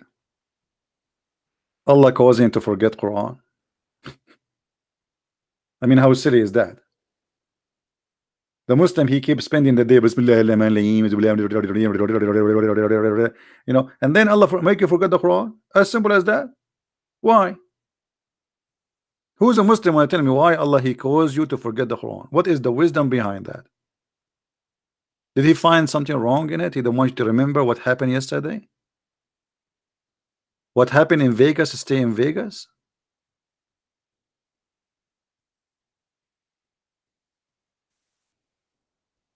CP, use your brain. The verse is saying that the verses will not be lost unless Allah will it. Hold on. Where it says will not be lost unless Allah will it. Guys, what is that? And why? This is the question. I will go with you. Just to show you how smart the Abdul are. Okay. I will analyze the statement of this man, this Muslim.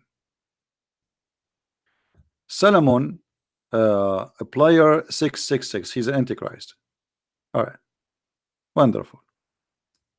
Use your brain.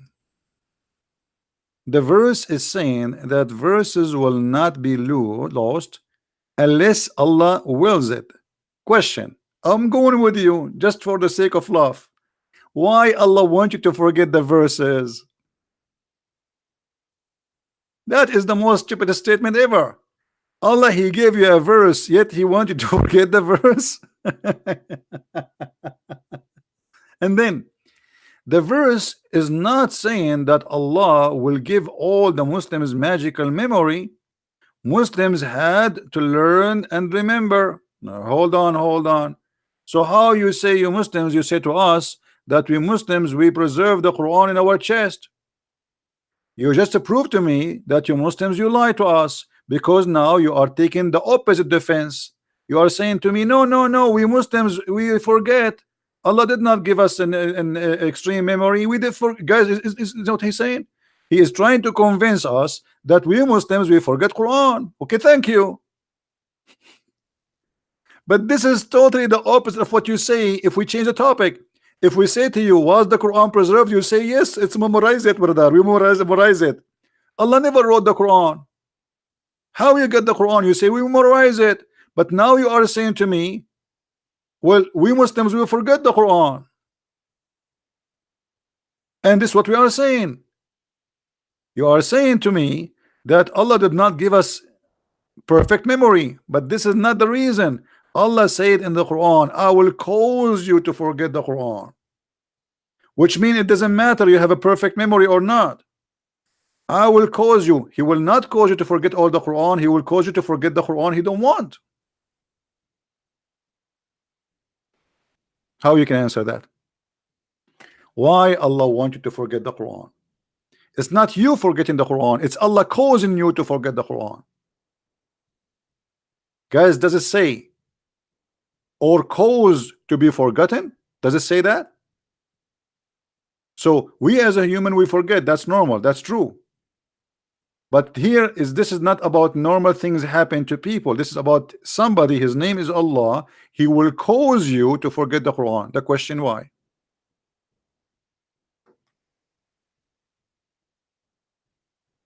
Why Allah want me to forget what he told me?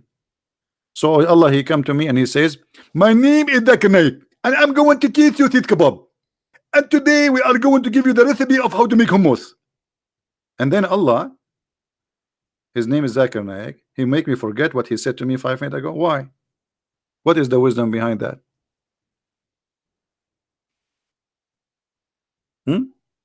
If the wisdom is abrogation, there's many verses in the Quran abrogated and they are not forgotten.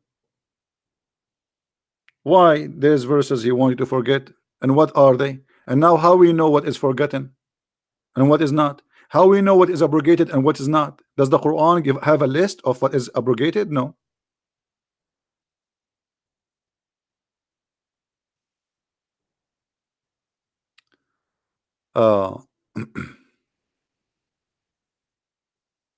Guys, look at this. Look at this.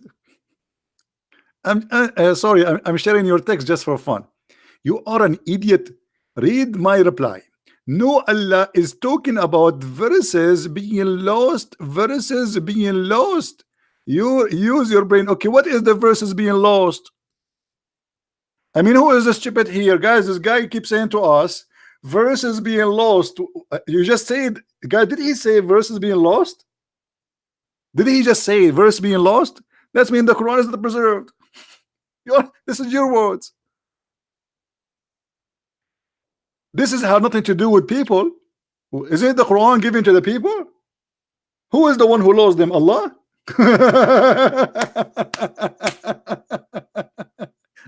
Who is the one who lost the verses? As long you are saying to me this has nothing to do with the people, are you saying that the one who lost the verses is Allah? Let us give a call to Allah and ask him if he found the verses. Maybe after 1400 years he did some cleaning in the house, and maybe he found them under the cushion, or in the couch, or under his underwear. What's wrong with you? So now you try to fix it, you make it blind. So you just agreed that Allah, he lost verses. So now we started speaking about people losing verses. Now you are saying Allah is the one who lost the verses. Look, this is a smarter Muslim. This is a smarter Muslim. Today is the day of comedy. Look at this guy. Muslim Pupper said, yes, Allah make the Jews and the Christians and people forget revelation. What? That's mean he is the devil. Guys, look at this idiot. Allah, he made the Christians and the Jews forget revelation. The verse in front of us speaking to Muslims, you idiot, not to the Jews. Secondly, if this is true, how you explain to me this verse?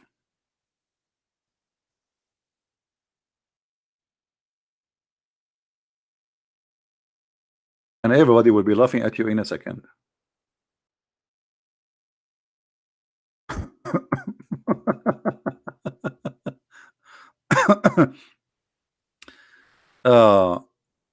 The Quran says, "O Christians and Jews, if you don't practice the Torah and the gospel, you have nothing to stand on." So how Allah, he caused us to forget revelation, and then he accused us of corrupting revelation according to you? You see, the Muslims, because they are desperate, they try to find an answer. Chapter 5, verse number 68. I will compare it with your text, and everybody will be laughing at you in a second. You just get your prophet busted. Allah asking the Christians and the Jews, saying to them, "O people of the book, you have no ground to stand upon unless you stand fast by the law and the gospel." But you just told me in your funny text that Allah caused the Christians and the Jews to forget the Bible. So how they will stand on the Bible if they don't have a Bible? Unbelievable. because of the rebellion. So guys, the one who corrupt the Bible according to Islam now, it's Allah. Did you get the new news? Who is the one who caused the Christians to forget revelation? Allah. Read the verse. Allah is the devil. So because of somebody rebellion, you corrupt your book.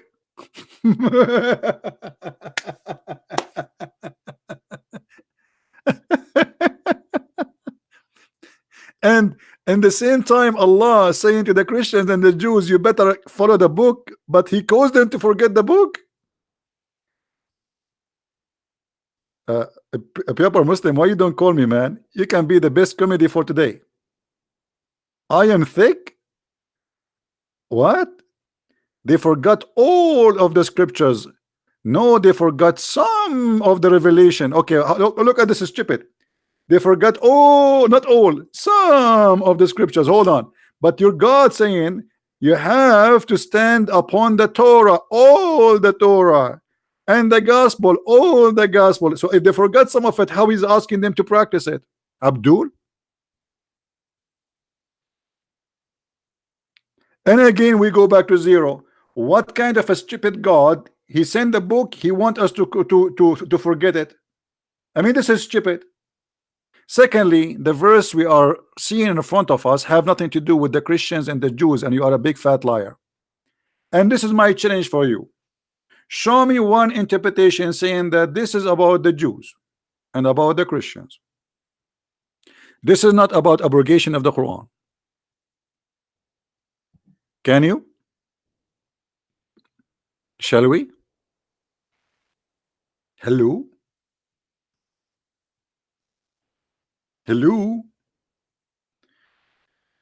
You see, I honestly feel so sorry for Allah.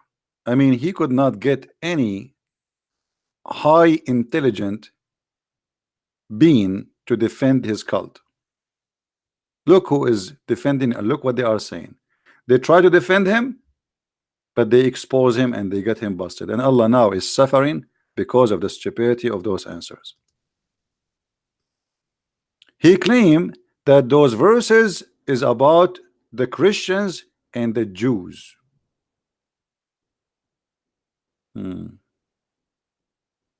Let us get him busted, shall we, guys? Guys, should we get him busted? Give me okay. Is it time to hit him in the head without violence? Shall we? Let us get you busted. All right. Everybody will see in a second you are a big fat liar and you are just trying to cover up for your profit. Chapter 2, verse 106.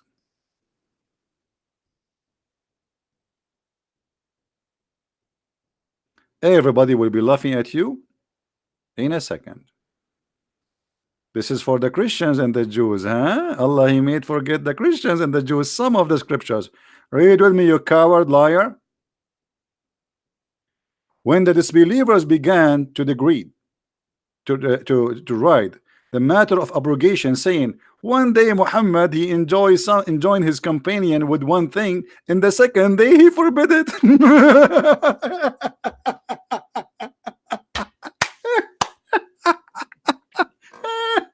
Unbelievable. In the morning he says something, in the second morning he changed the law. Do you see it, Abdul? Abdul, do you see it? You did lie to us and you said this is about the Christians and the Jews. Hello? Who won the reference, guys? Who won the link? Who won the link for this garbage? Who want to save it? Show them how stupid, how liar he is. There's no way God will change his mind in 24 hours. He make a law in the second day in the morning he change it. Is it me who's saying that? This is your Jalalain. This is the official government website of the Kingdom of Jordan. And this is Tafsir al-Jalalain, one of the highest scholars of Islam. When the disbelievers they began, which means they make fun of Muhammad in the matter of abrogation. What abrogation? The guy he's saying something one day and the second day he says something else. One day he approved it, the second day he forbid it.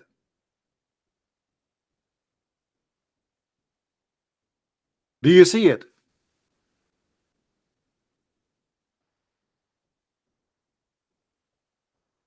Hello, pure Muslim, what happened to you? Are you in the in the oil change shop now?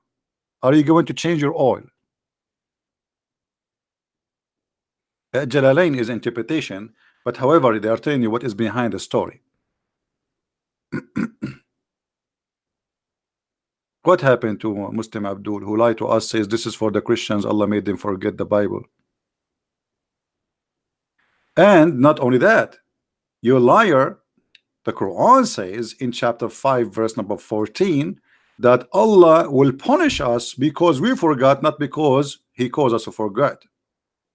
Let us get you busted, Abdul liar. This is it, chapter 5. Let us go there. Those Abdul, they forgot they are talking to Christian friends.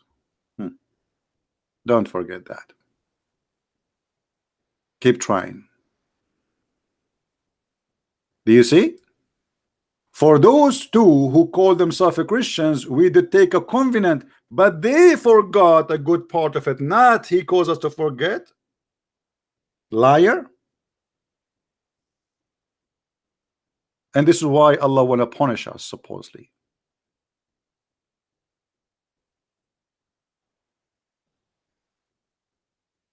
You were talking about gay sex. Okay, where is in the Quran the verse talking about gay sex? Abdul, I mean, how stupid you are. In the whole, since I started my program until now, I did not mention the word gay. Correct, guys? So now to cover your ass, because obviously you are maybe one of those, you make it about gays. What gays? What does this have to do with our topic? And I will go with you. Show me in the Quran where Allah calls you to forget the verses about gays. I want to go with you, brother. Never. If we go in the Quran, we will find that your God Allah, he made it clear that if there is somebody is a gay brother, you spank him with sandals. Is that true? Let us go to the Quran and let us go to the interpretation too. All right. Allah make you forget the verses about the gays. Where? They are there. Obviously you are stupid, you don't know what you are talking about. Be careful, be careful. You are talking to in the presence of Christian friends. Be careful, my friend. All your prophet stupidity is here. Huh? Okay. Let us laugh together. This verse is about the lesbian.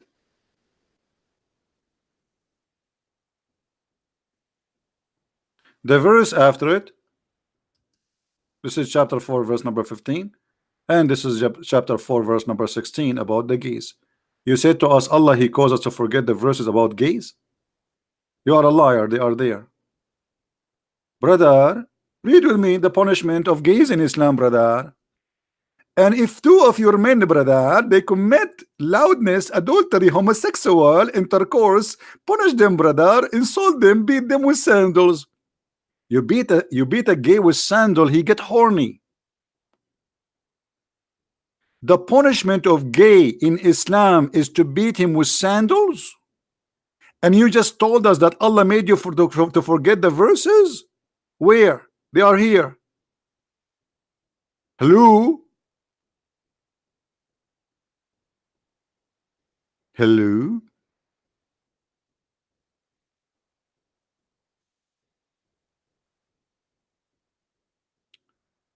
Anyone know the story about the punishment of the one who killed Uthman? Who remember the story? Anyone remember? There is after the death of Uthman the caliphate was killed. So one of the companion of Uthman and Muhammad, he said, I swear by Allah, if I know who is the one who did kill Uthman, I am going to F him. Excuse my language. A gay was listening and he said, it's me, it's me. Then the companion of Allah Prophet, he made this man bend over and he started doing him. And then the guy underneath of the guy, he was screaming, the gay guy, he was saying, I swear by Allah, if killing Uthman will give me such a punishment, I would love to kill Uthman every day. And I challenge any Muslim to say to me, I'm lying.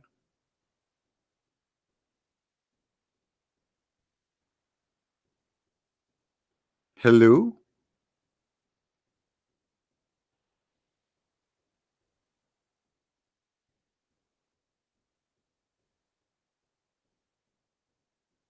Mirza? Mirza. No, I don't have any caller.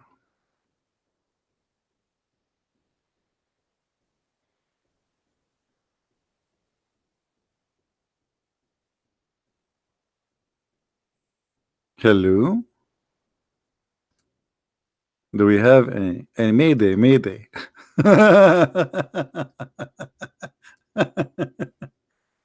Oh boy.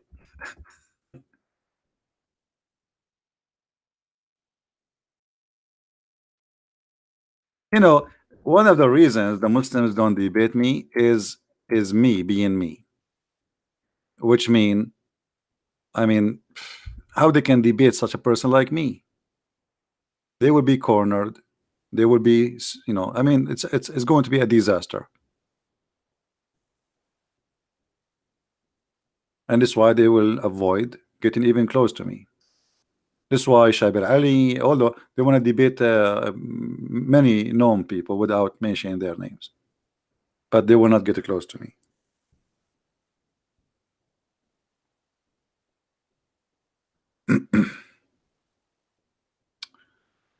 All right.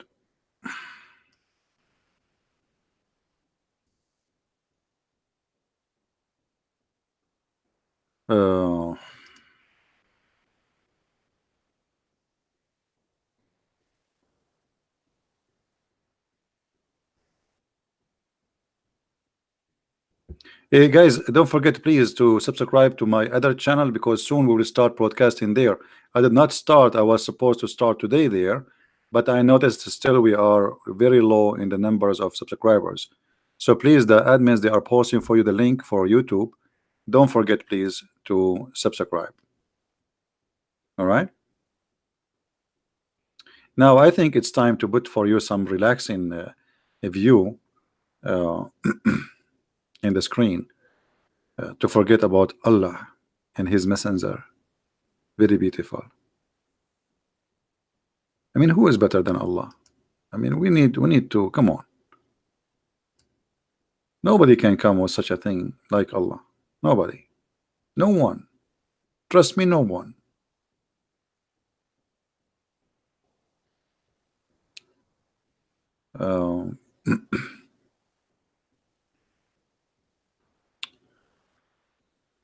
Where? Yeah, the admins, they are posting for the link, and I want to say thank you for all the admins here. They are helping, you know, to share links and etc. So do we have any Muslim would like to say anything? Okay, let us change the topic. Guys, let's change the topic. Let's give an opportunity for the Muslims to give us and like give them opportunity to prove to us Islam to be from God. You know what I mean? Who is a Muslim is willing to give us one thing at a time to prove to us that Islam is from God or Quran or anything? Anyone? Forget about everything we said, everything, the crazy stuff we mentioned. Abu Khair, I am out of this rubbish. Hey, Abu Khair, does that mean you are out of Islam, my friend? We have Mr. Abu Khair. I guess he is a Muslim. He is saying he is out of this rubbish. I don't know if you can see his text. Are you out of Islam, my friend?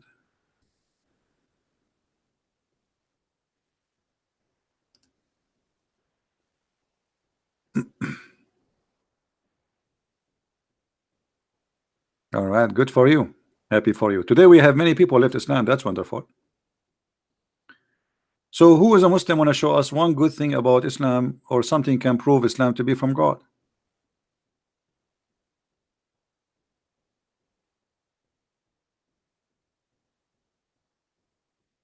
He called the chat. I don't know. Maybe he don't mean that. I don't know. Who is a Muslim want to show us one good thing proving to us that Islam is from God? Who can do that? You see, forget about everything. I'm giving you opportunity now to prove to us yourself. See, even the bus here is going crazy. Any Muslim?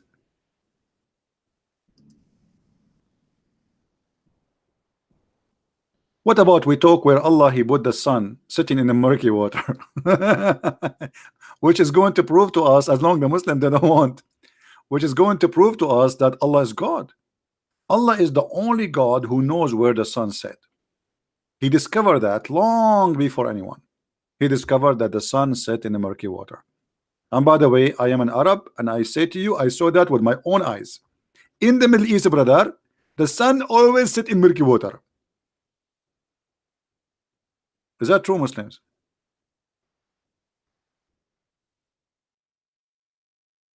Does your Quran says the sun set in the murky water?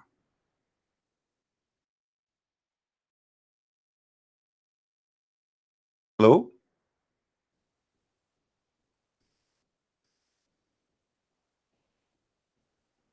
And by the way, if you look at the video in the screen, you will notice that the sun is getting close, by the way. I mean, obviously, the sun is almost there in the murky water. This is a video, by the way, I took myself with the slow motion. Do you like the slow motion, guys? The slow motion is nice, beautiful. And Islam is very, very slow. You can prove it. Prove what? Solomon, what you can prove? Guys, hold on. Solomon, he said he can prove it. You can prove what, Solomon?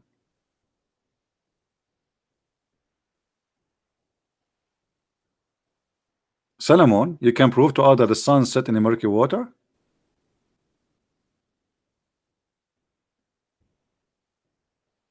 Hello?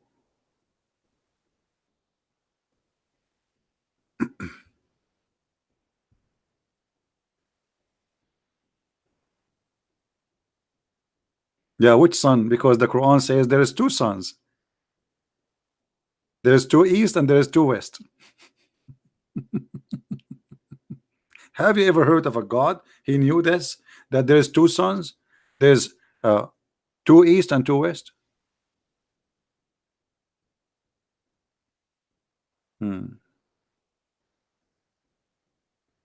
So who is the Muslim want to say something good for us about Islam?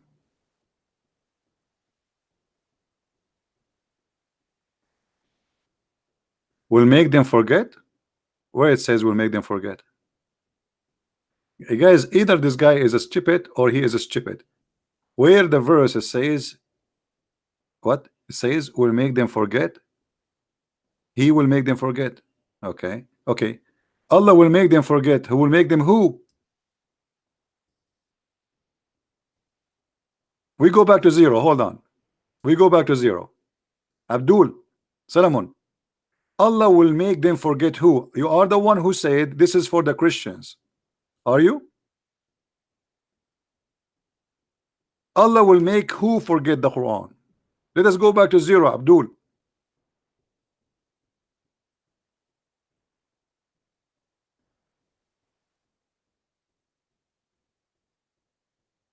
And why? Why Allah want to send Quran and he make you forget the Quran? The reference proven you to be a liar. It says this has happened to Muhammad.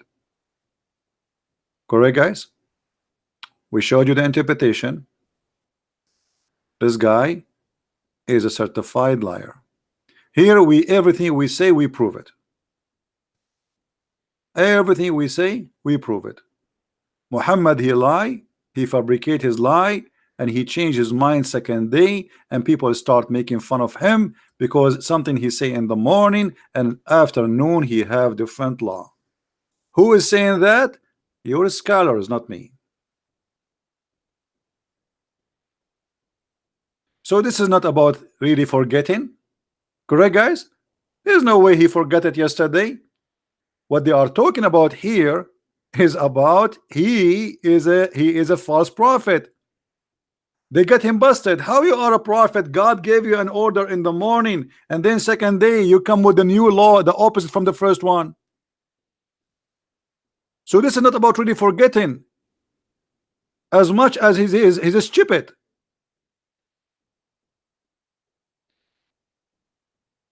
Your God, he gave you a law yesterday, and then the second day you give a new law, the oppose the first law.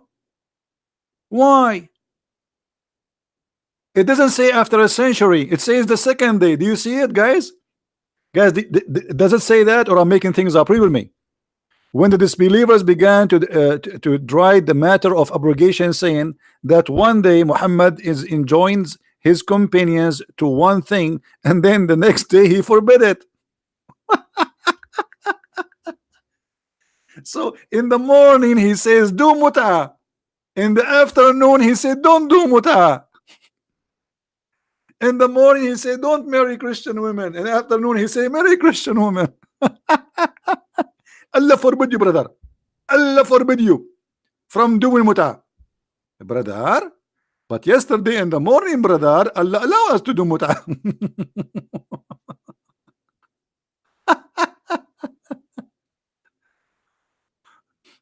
But I understand. I am if I am in your panties, and thank God I don't need them. I will be suffering like this. But so enjoy your panties. Stay with them. Stay with them.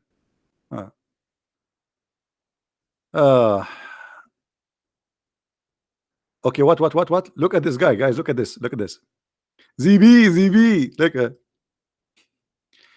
You like to hide under the skirt of scholars. Look at those idiots. He just admitted that this guy is a scholar. You learn Islam from who, you idiot? Don't you learn Islam from the scholars, Muslim scholars? So you agreed that the Muslim scholars. I cannot prove that from the Quran, authentic hadith. So what I was showing you all those 3 hours, I was showing you authentic Quran and authentic hadith. Isn't it the hadith says that the Prophet, he forgot Quran? Here we go.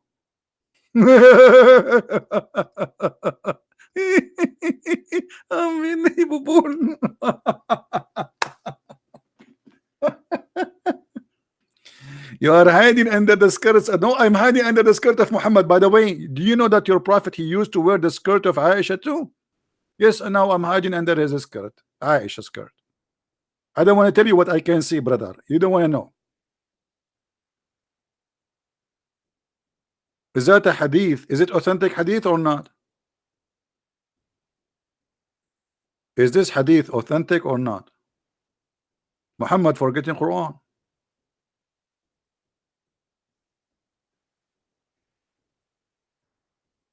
Hello?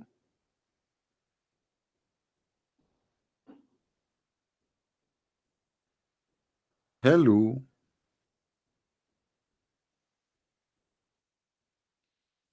We have only 675 likes, but we have more than 1,000 people watching. Man, people don't like me. I'm going to change my name to Muhammad, and then they will like me a lot. And then they will subscribe from the distance of 1 month journey because they are scared.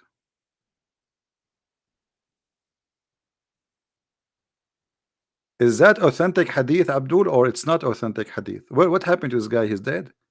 He's searching Google. You have humiliated me. Why? Did you break my teeth? The same as what happened to your prophet? He hid between the legs of Aisha. How your prophet can read the Quran if you have no teeth? I mean, this guy, he lost his teeth from the beginning of the time he claimed to be a prophet. Imagine you once, take your teeth off and let us see how you can recite the Quran. A prophet, his God could not protect his teeth, but yet he had to recite the Quran. Hello?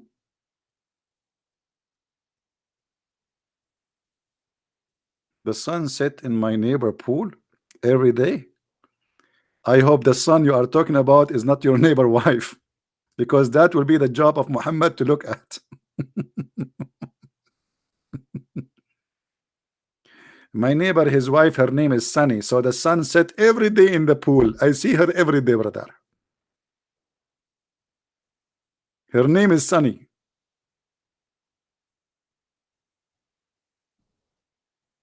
And Abdul.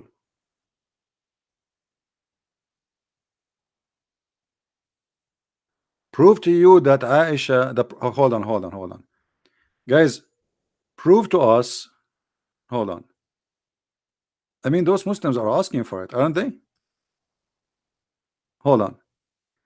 ZB, prove to us that the Prophet wear Aisha's skirt at challenge. Okay, a challenge. So what you will do if you lose the challenge? Are you willing to open your camera and you do the monkey dance for us, and I will put a live on YouTube? As long you are saying challenge. What do you think, guys? Are you willing in the front of everybody? If I show you that your prophet is doing that, are you willing to dance in the camera? The monkey dance. Hello? Hello? Say yes.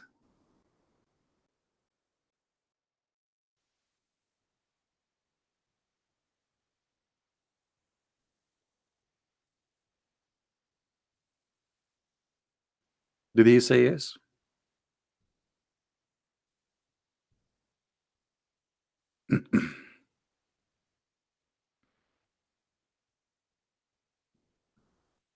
Where are you? Did you say yes? Guys, did he say yes? That's very easy, actually. Say yes. Swear by Allah you would do that. I'm waiting for you. It will take me less than 30 seconds to show you your prophet wearing his wife's skirt.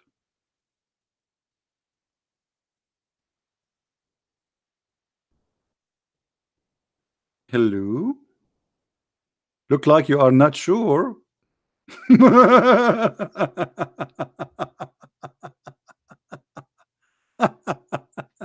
Okay, let's have a deal. What about you call me live in Paltalk and I will make you read the hadith for us?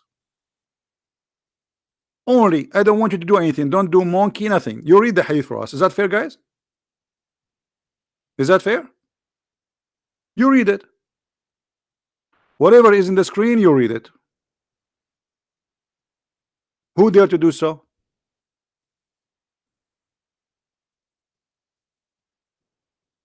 I mean, what kind of a challenge those people? They don't dare to keep their challenges. I'm here. I'm giving you opportunity to call me live and, you know, explain yourself. They don't dare.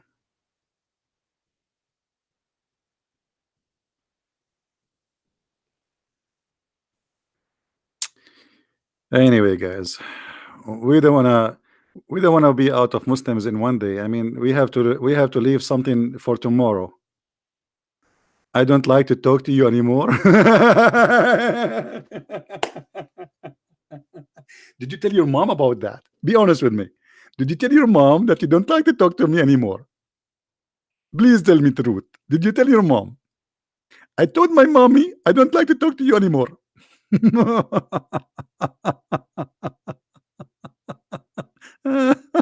Unbelievable. Oh man. Okay, I understand your situation. I don't blame you. I don't blame you at all. I mean, who want to talk to me? People, they talk to me, either they go to the hospital, they suffer from madness, or they leave Islam. They get wiser or crazier. Which one is going to be you?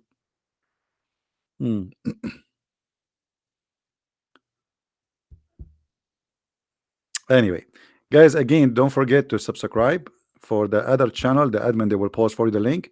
As I said, soon we will put this channel for sleep for a couple of weeks, and we will do podcast in the other channel, which means you will not be able to find me unless you subscribe to the new or the other YouTube.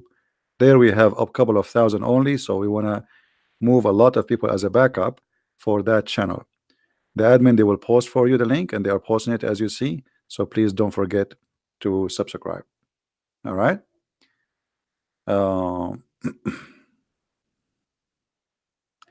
Yeah, well, the sun sit in the murky water, and we have to be honest. By the way, there's a very well-known scientist from Japan. He proved that. His name is Yama. I do lie, Yama. Very well known. The Muslims, when they make articles about science in the Quran, they insert names nobody knows where they are coming from, and even names you know them, but they never said what they said. As an example, the Muslim, they say to you, brother, a very well known brother, George Bernard Shaw, brother, he said, if the prophet today was alive, he can solve all the problem during drinking his morning coffee, brother. Okay, Muslims, which book George Bernard Shaw he said that? They fabricate lies. They use names of famous people just to fool you. George Bernard Shaw, he said that. Are you sure?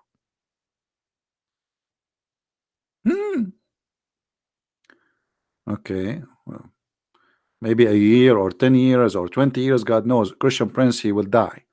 And then the Muslims, they will say, Christian Prince, yes, he was attacking Islam, brother, but a second before he died, he put his middle finger up and he said Shahada. I will not be surprised if they do that.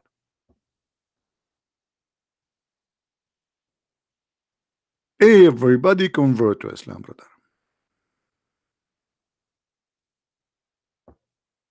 And ya Abdul.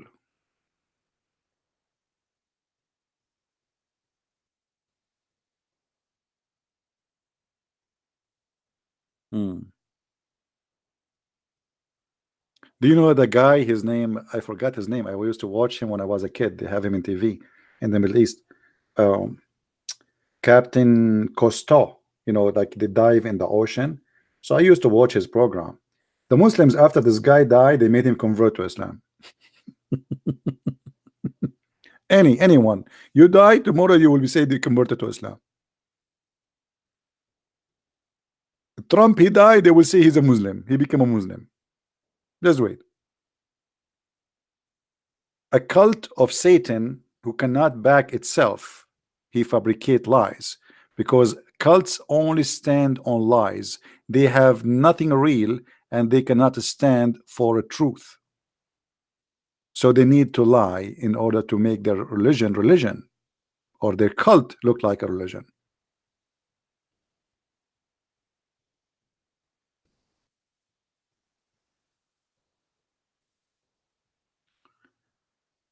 Any Abdul? He's still challenging me. Well, I accept the challenge. Actually, the hadith I posted 1,000 times here. Not only, it's not something new. Correct, guys?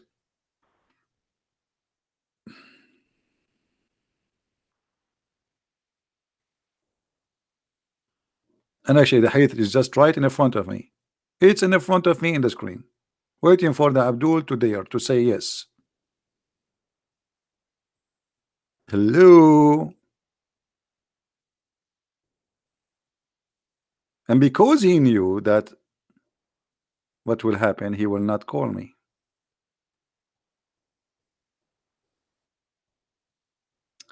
All right, guys, I think we have enough for today. Did we have enough? Did you guys enjoy being here? What if I go for like a trip or something? You guys, you will miss me. I will miss me.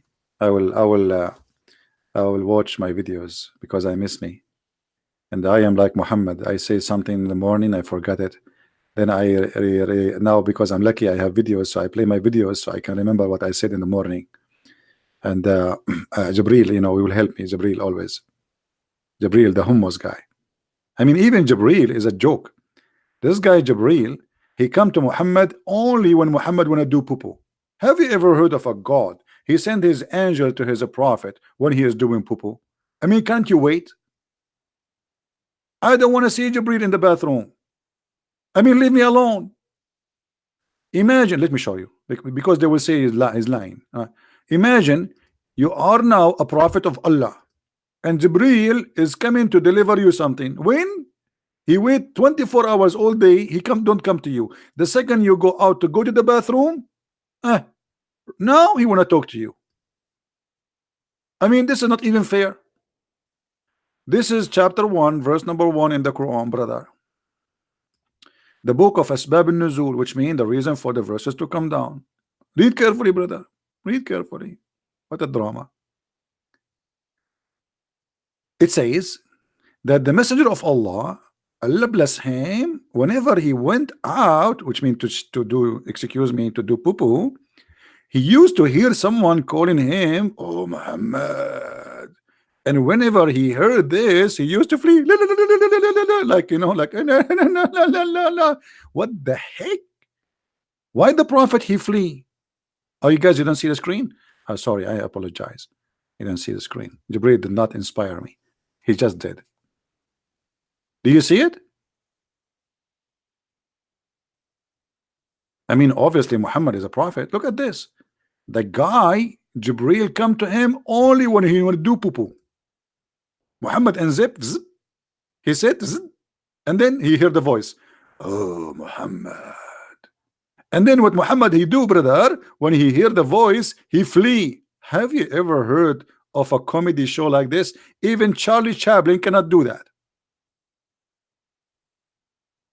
Charlie Chaplin, he go out to do poo-poo, he hear a voice, says to him, "Oh Charlie." And Charlie like, and he start running with his shoes going in opposite direction. So it's for sure Prophet Muhammad is a prophet. Hey Muhammad, you saw and you heard the angel many times before, so now why you are running? Anybody can tell me why he's fleeing? Why? I wonder how. I wonder why. You told me about the blue sky and all what I can see. Muhammad fleeing around me. I turn my head up and down. I turn it around, and all what I can see, the prophet fleeing from me. I think this song actually written for Muhammad case in that day. Muhammad, he heard the voice. He turned his head. I turn my head up and down. I turn it around, and all what I can see, a lemon tree, nothing around me. I mean, isn't it obvious? It's written for the prophet story. What an inspiration. Unbelievable. Very beautiful. Now, I'm going to finish for today, and I need to make some tea. Who want to drink some tea with me? I wish really I can. I'm sure many of you are good to have a good time with you, and we will, like, you know, we to be together. But sadly, you know, Jibril is not bringing us the flying carpet where I can send it to you and he can bring you over here. And you know who used to own the flying carpet? Anyone knows? Who used to own the flying carpet? Anyone remember?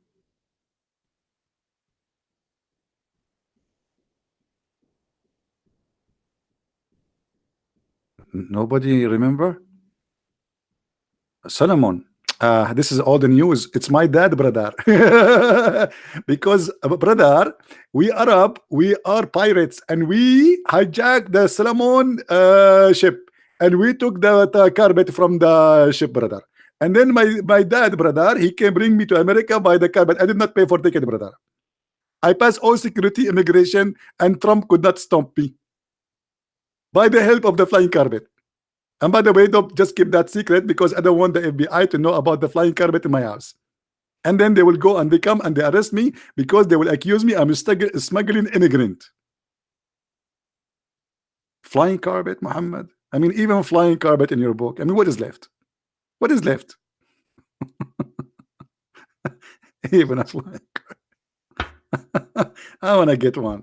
I am desperately in need of a flying carpet, so I will not pay for airplane ticket. Anyway, guys, I love you all, and I hope the Muslims will not hate me much. But it's okay if you hate me, I understand. But trust me, I don't hate you. I really try. I'm trying to help you, my friend. You Muslims, you are not You know, you are not listening to your mind and your heart. We don't hate you. We are trying to help you. But you understand it, that we are making fun of your cult. But what I can do, it's a stupid thing. And I believe the only way to wake up somebody sometime is comedy. To show him how silly what he believes in. It is really silly. It is really silly to believe that God is a vagina vendor. God, he will increase the size of your penis. God will make your penis never sleep. God will make little boys a servant for you, which is a child abuse for eternity, as you claim. This cannot be God. God is about justice, and it's not justice to give me women for sex and boys to serve for eternity just because I believe in God. God is not stupid who says stupid things as we see in the Quran. There's no ethic, there's no intelligence, there's no wisdom, there's nothing but abuse and violence and madness. And this is why we reject the cult of Islam. Please join us when we go next time, and don't forget to subscribe to my other channel, which the admins are posting for you, because as I said, soon we will move there and you will not be able to follow us if you don't subscribe. Thank you for being here. May the Lord bless you. Christ is Lord, Islam is false, and see you soon again. Bye-bye.